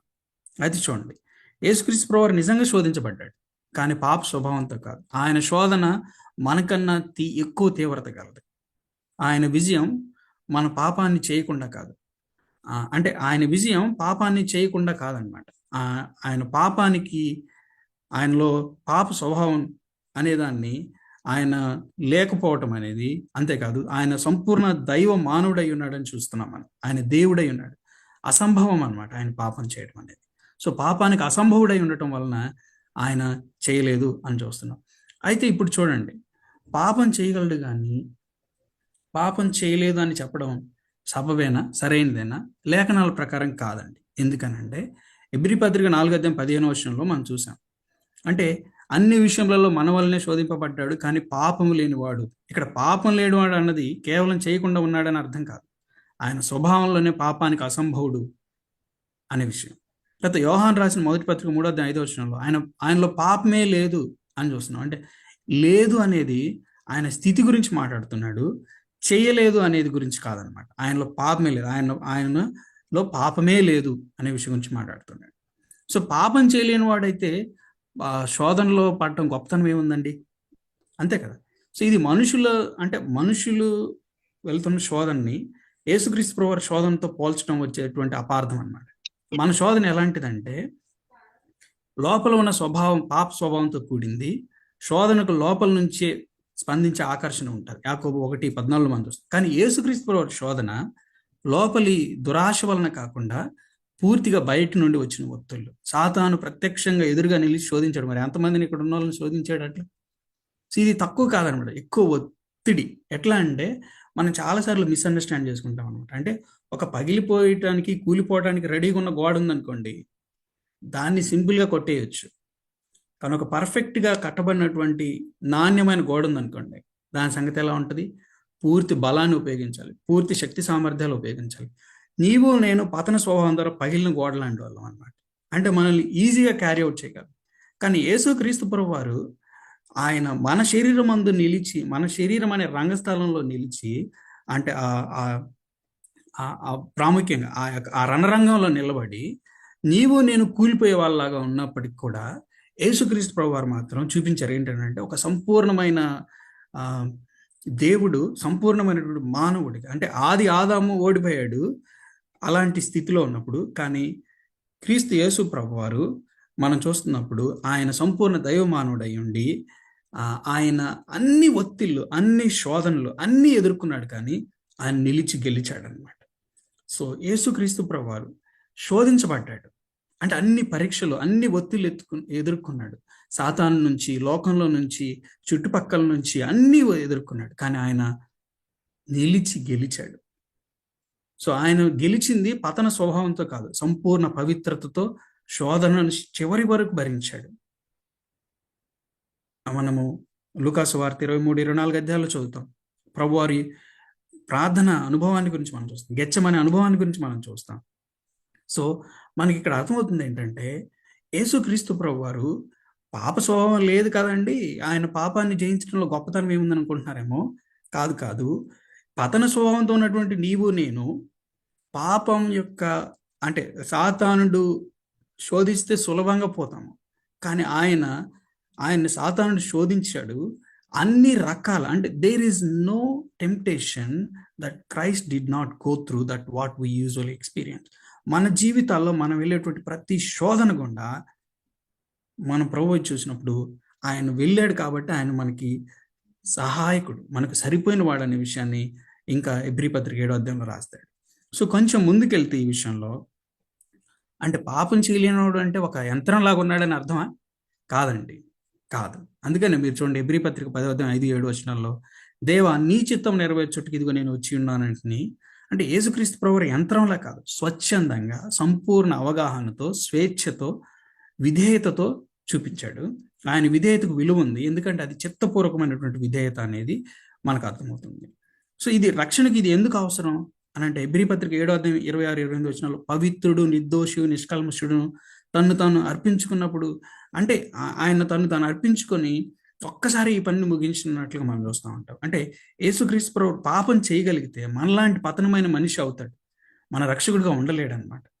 అందుకని కొరింథీయులకు రాసిన 2వ పత్రిక 5:21లో మనం చూస్తున్నాం, పాపం ఎరుగని వాడిని మన కొరకు పాపంగా చేసిన, అంటే పాపం చేయలేని వాడే మన పాపాన్ని మోయటానికి అర్హుడు అనే విషయం మనం గమనిస్తున్నాం. సో పాపం చేయలేదు అని కాదు, కానీ పాపం చేయలేని వాడై ఉండి కూడా నిజమైన మానవ శోధనలను భరించి మన కొరకు నిర్దోష బలిగా అర్పించుకున్నాడు. దీనికి రిలేటెడ్ ఇంకొక క్వశ్చన్ ఏంటంటే, చాలాసార్లు నేను వింటా ఉన్నాను ఈ క్వశ్చన్ ఏంటంటే, మనలా పాపానికి ఆకర్షితమయ్యే ప్రవృత్తి కలిగి ఉండి దాన్ని కూడా జయిస్తే యేసు మనకు మాదిరి అవ్వగలడు, అలా కాకుండా పాపానికి అతీతుడై ఉంటే ఆయనలో మనం పాపాన్ని జయించడం ఎలా సాధ్యం అనేది అనమాట. సో ప్రాథమికంగా గుర్తుపెట్టుకోండి ఏంటంటే, యేసుక్రీస్తు ప్రభువు మనలాగే ప్రవృత్తితో లేకపోతే పతనావస్థతో జయించలేదు. ఆయన పాప నియమానికి అతీతుడిగా జీవించాడు, పాప స్వభావానికి అతీతుడిగా జీవించాడు. సో మనము పాపాన్ని జయించేది ఆయన అనుకరించడం ద్వారా కాదండి, ఆయనతో కలిసి జీవించడం ద్వారా. ఆ విషయాన్ని గుర్తుపెట్టుకోండి, ఎందుకంటే ఇది నేను కొంచెం ఎలాబరేట్గా ఎక్స్ప్లెయిన్ చేయబోతాను. సో బైబిల్ మన సమస్యను పాప నియమంగా వివరిస్తుంది అని నిర్వచిస్తుంది అనేది మనకు తెలుసు. అంటే మన సమస్య కేవలం ఒక చెడ్డ అలవాట్లు కాదు, అదొక నియమంగా, ఒక లాగా. అంటే మనం నడిచి వెళ్తున్నప్పుడు ఎందుకు నిలబడుతున్నాము, జారిపోవట్లేదు అని, ఎందుకంటే అక్కడ ఒక నియమం ఉంది, ఏంటి? గురుత్వాకర్షణ నియమం అనేది. సో అట్లాగా మనలో పాపం అనే నియమం ఉందని చెప్తుంది. సో అంతేకాకుండా రోమపత్రిక 7వ అధ్యాయం 21-23 వచనాల్లో మనం చూస్తున్నప్పుడు నియమాల గురించి ఒక నియమం నాకు కనపడుచున్నది, అంతరంగ పురుషుని బట్టి దేవుని ధర్మశాస్త్రం ఉంది నేను ఆనందించున్నాను, కానీ వేరొక నియమము, దేర్ ఆర్ 2 డిఫరెంట్ లాస్ అంటున్నాడు. సో ఇది మన లోపల పనిచేసే పాప నియమము మన ఇష్టానికి విరుద్ధంగా మనల్ని లాగుతుంది. ఎతిమియా అన్నాం కదా ఇందాకలా, గాలం లాగా. సో కొంచెం ఆకర్షణ ఉంటే చాలు ఇలా వెళ్ళిపోతాడు అనమాట.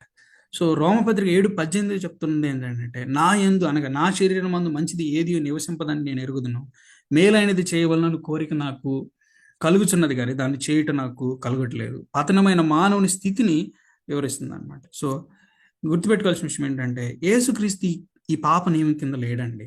ఇదే కీలకమైన తేడా. రోమపత్రిక 8:3లో పాప శరీరాకంలో అన్నాడు, కానీ పాప శరీరంలో కాదు అన్నాడు అని చెప్తున్నాడు.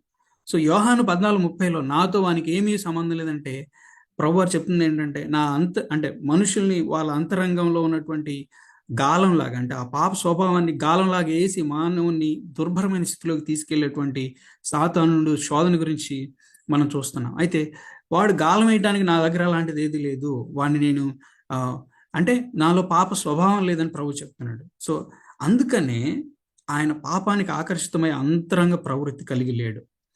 సో ఇట్లా అయితే మరి ఒక విషయం చూడండి,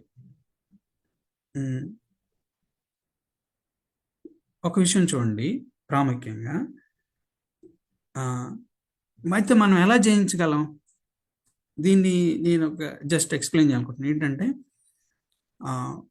దీనికి ఎట్లా అంటే యేసుక్రీస్తు ప్రభువు ఏం చెప్పారు, నువ్వు కూడా యేసులాగా పాప నియమాన్ని జయించు అని మనకు బైబిల్ చెప్తా ఉందా? కానీ ప్రభు వారు ఏమంటున్నారంటే, మనల్ని వేరొక నియమం కిందికి తీసుకొచ్చాను అంటున్నాడు. రోమాపత్రిక 8:1-2 వచనాల్లో, క్రీస్తు యేసునందు జీవమునిచ్చు ఆత్మ యొక్క నియమము పాప మరణముల నియమం నుండి నన్ను విడిపించను. ఎట్లనగా ధర్మశాస్త్రం దేని చేయజాలకపోయినో దానిని దేవుడు చేసెను, సో విశ్వాసంలో 2 నియమాలు ఉన్నాయి. పాప మరణ నియమం ఆదాములో, జీవాత్మ నియమం క్రీస్తులో. సో క్రైస్తవుడు పాప నియమాన్ని మెరుగుపరచుకోవడం కాదు, కానీ దాని నుంచి విడిపించబడతాడు. సో క్రైస్తవ జీవితంలో అసలు ఎందుకు పోరాటం ఉంది? ఎందుకు కొంతమంది క్రైస్తవులు, లేకపోతే మన వ్యక్తిగతంగా మనం జీవితాల్లో తొంగి చూసినప్పుడు ఎన్ని బలహీనతలు కనపడుతున్నాయి, ఎన్నిసార్లు మనం జారిపోలేదు? ఎందుకుందనంటే గలతీ పత్రిక 5వ అధ్యాయంలో మనం చూసినప్పుడు, నేను చెప్పున్నది ఏమనగా ఆత్మానుసారంగా నడుచుకోండి, అప్పుడు మీరు శరీరేచ్ఛను నెరవేర్చరు అన్నాడు. శరీరం ఆత్మకును, ఆత్మ శరీరం, అంటే దేర్ ఆర్ 2 లాస్, 2 నియమాలు ఉన్నాయి.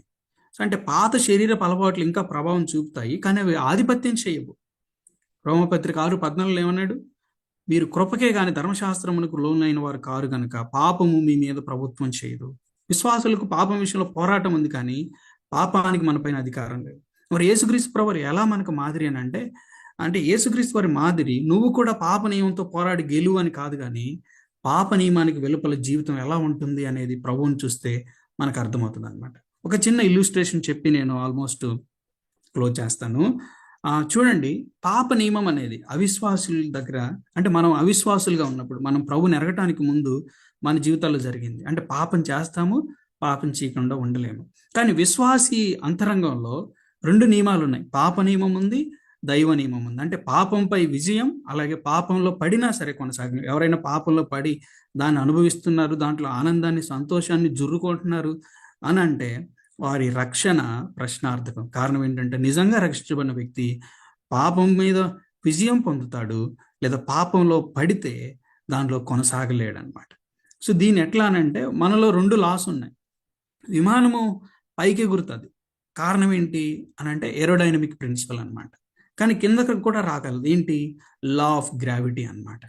అంటే ఇప్పుడు మనం ప్రభువుని, అంటే ఒక సముద్రం ఉంది అనుకోండి, ఒక పెద్ద మహాసముద్రం ఉంది. ఒక అతను అనుకుంటున్నాడు, నేను ఈ సముద్రాన్ని ఈ చివరి నుంచి ఆ చివరికి దూకేసేయాలనుకుంటున్నాడు. సముద్రాన్ని ఫ్లైట్ టికెట్ ఇవన్నీ కొనడం కంటే ఒక్కసారి ఇక్కడ నుంచి దూకి అవతలికి వెళ్ళిపోవాలనుకుంటున్నాడు.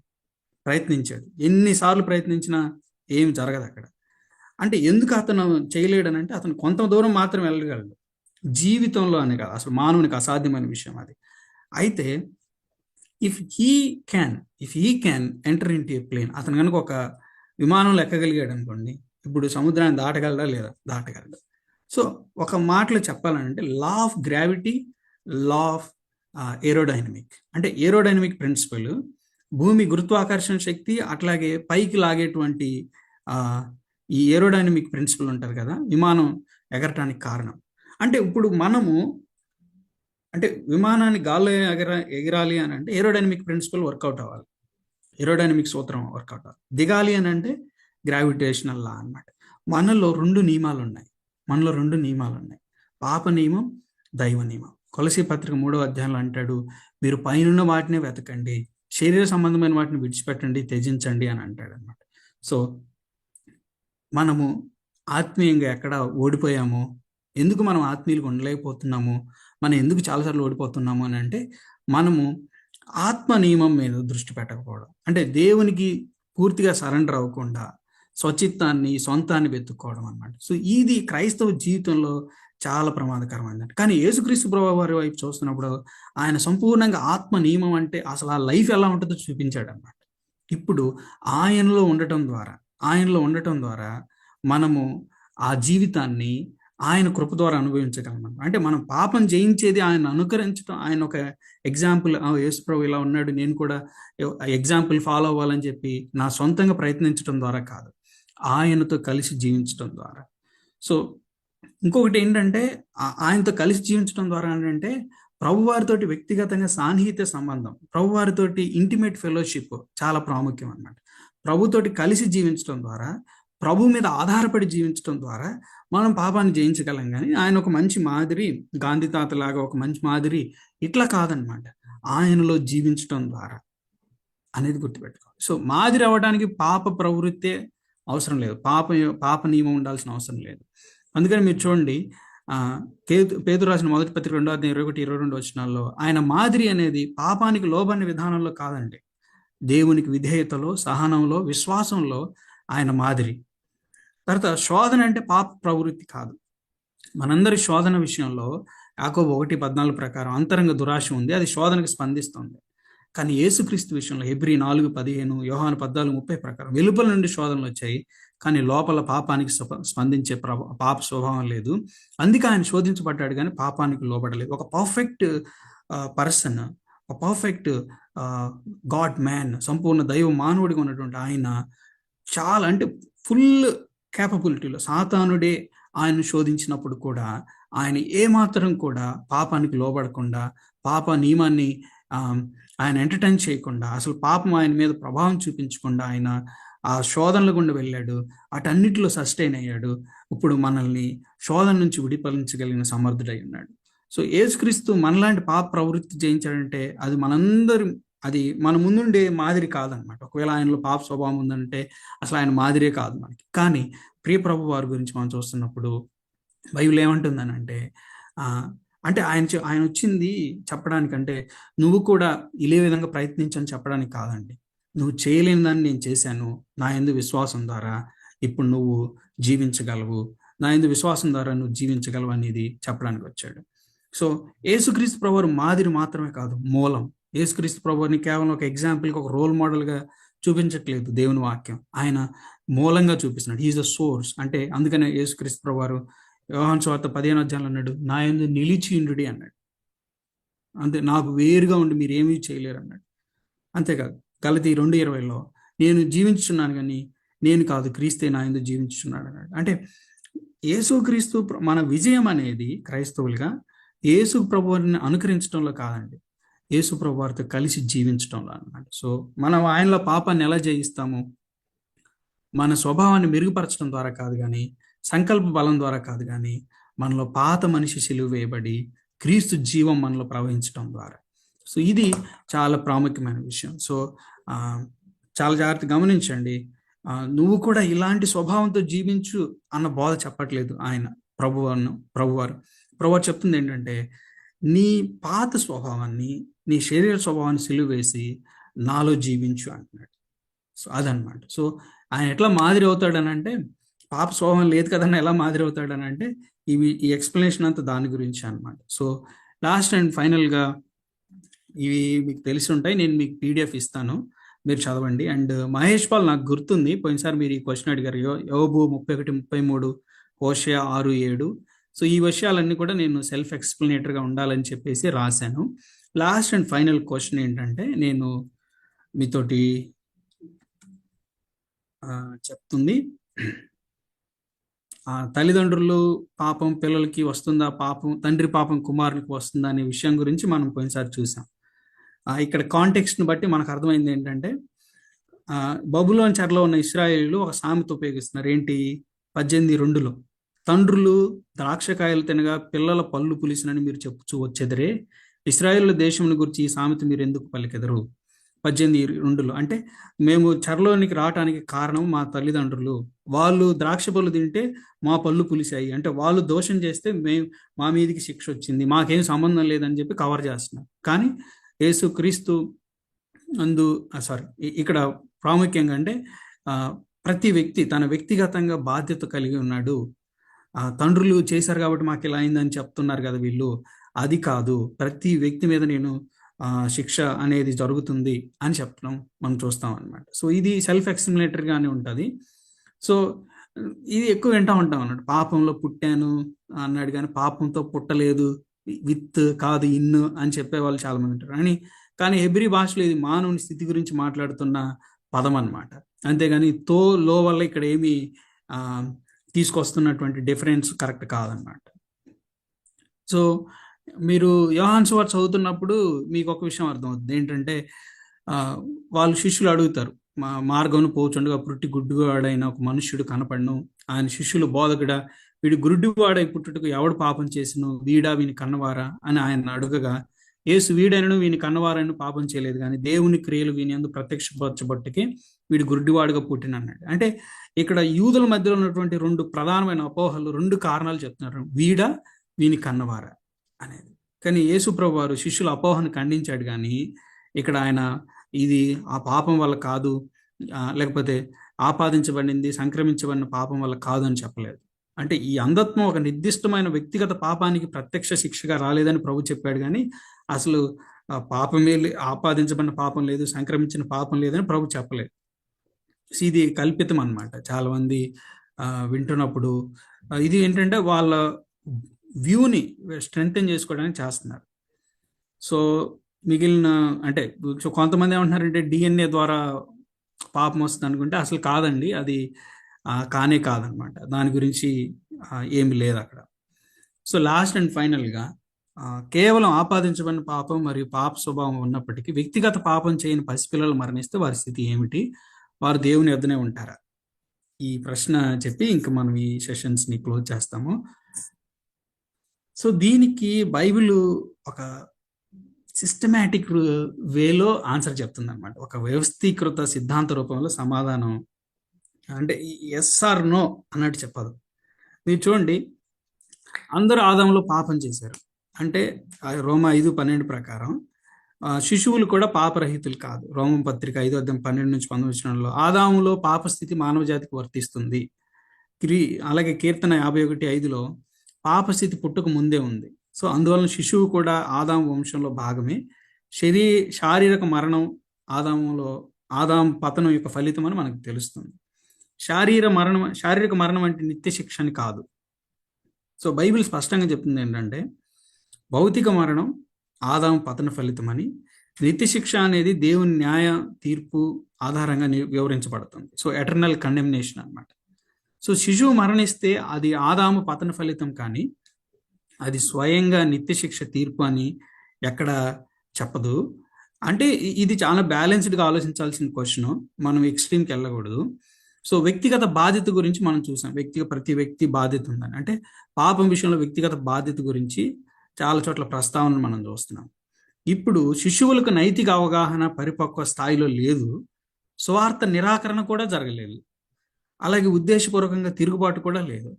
సో అంటే వ్యక్తిగత దోష తీర్పు అంశం అనేది వేరే స్థాయిలో ఉంటుంది. అది ఎలా ఉంటుంది అనేది మనకు ఎగ్జాక్ట్గా తెలియదు. కానీ మీరు చూడండి, సమూయేలు గ్రంథం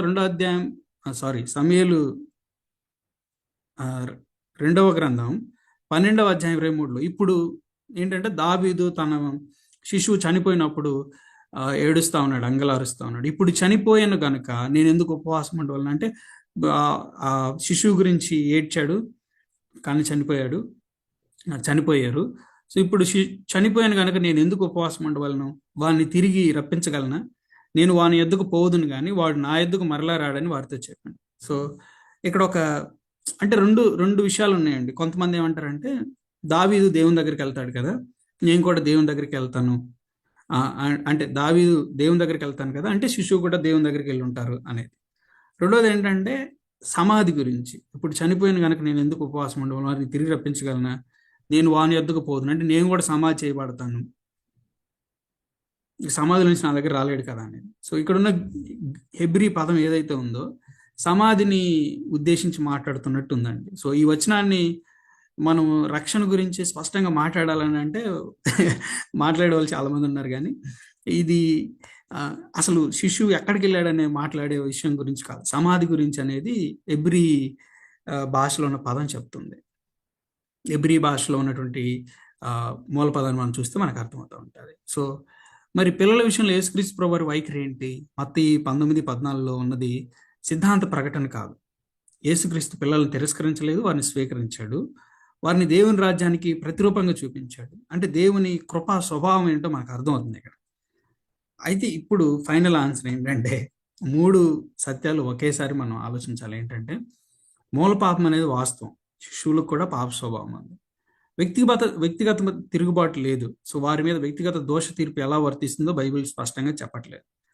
రక్షణ ఎప్పుడు కృప ద్వారానే. ఎవరైనా రక్షించబడితే అది వారి నిర్దోషత్వం వల్ల కాదు, కానీ క్రీస్తు యేసు ప్రభు వారి ప్రాయశ్చిత్తము లేదా విశ్వాసం ద్వారా కృపచేతనే రక్షణ అనే విషయం మనకు బాగా తెలుసు. సో ఇప్పుడు అంటే మనం ఆలోచించాల్సిన విషయం అనమాట, అసలు ఏం నమ్ముతూ వచ్చినారు? మరి మనకంటే ముందు చాలా మంది క్రైస్తవులు ఉన్నారు కదా, వాళ్ళు ఏం నమ్ముతూ వచ్చినారు? అగస్టిన్ ఏమంటాడంటే మూల పాపం బలంగా బోధించాడు. శిశువు బాప్తిజం, చిన్నపిల్లల బాప్తిజం ఎందుకు స్టార్ట్ అయింది అనుకుంటున్నారు? ఇది వన్ ఆఫ్ ద రీజన్స్ అనమాట.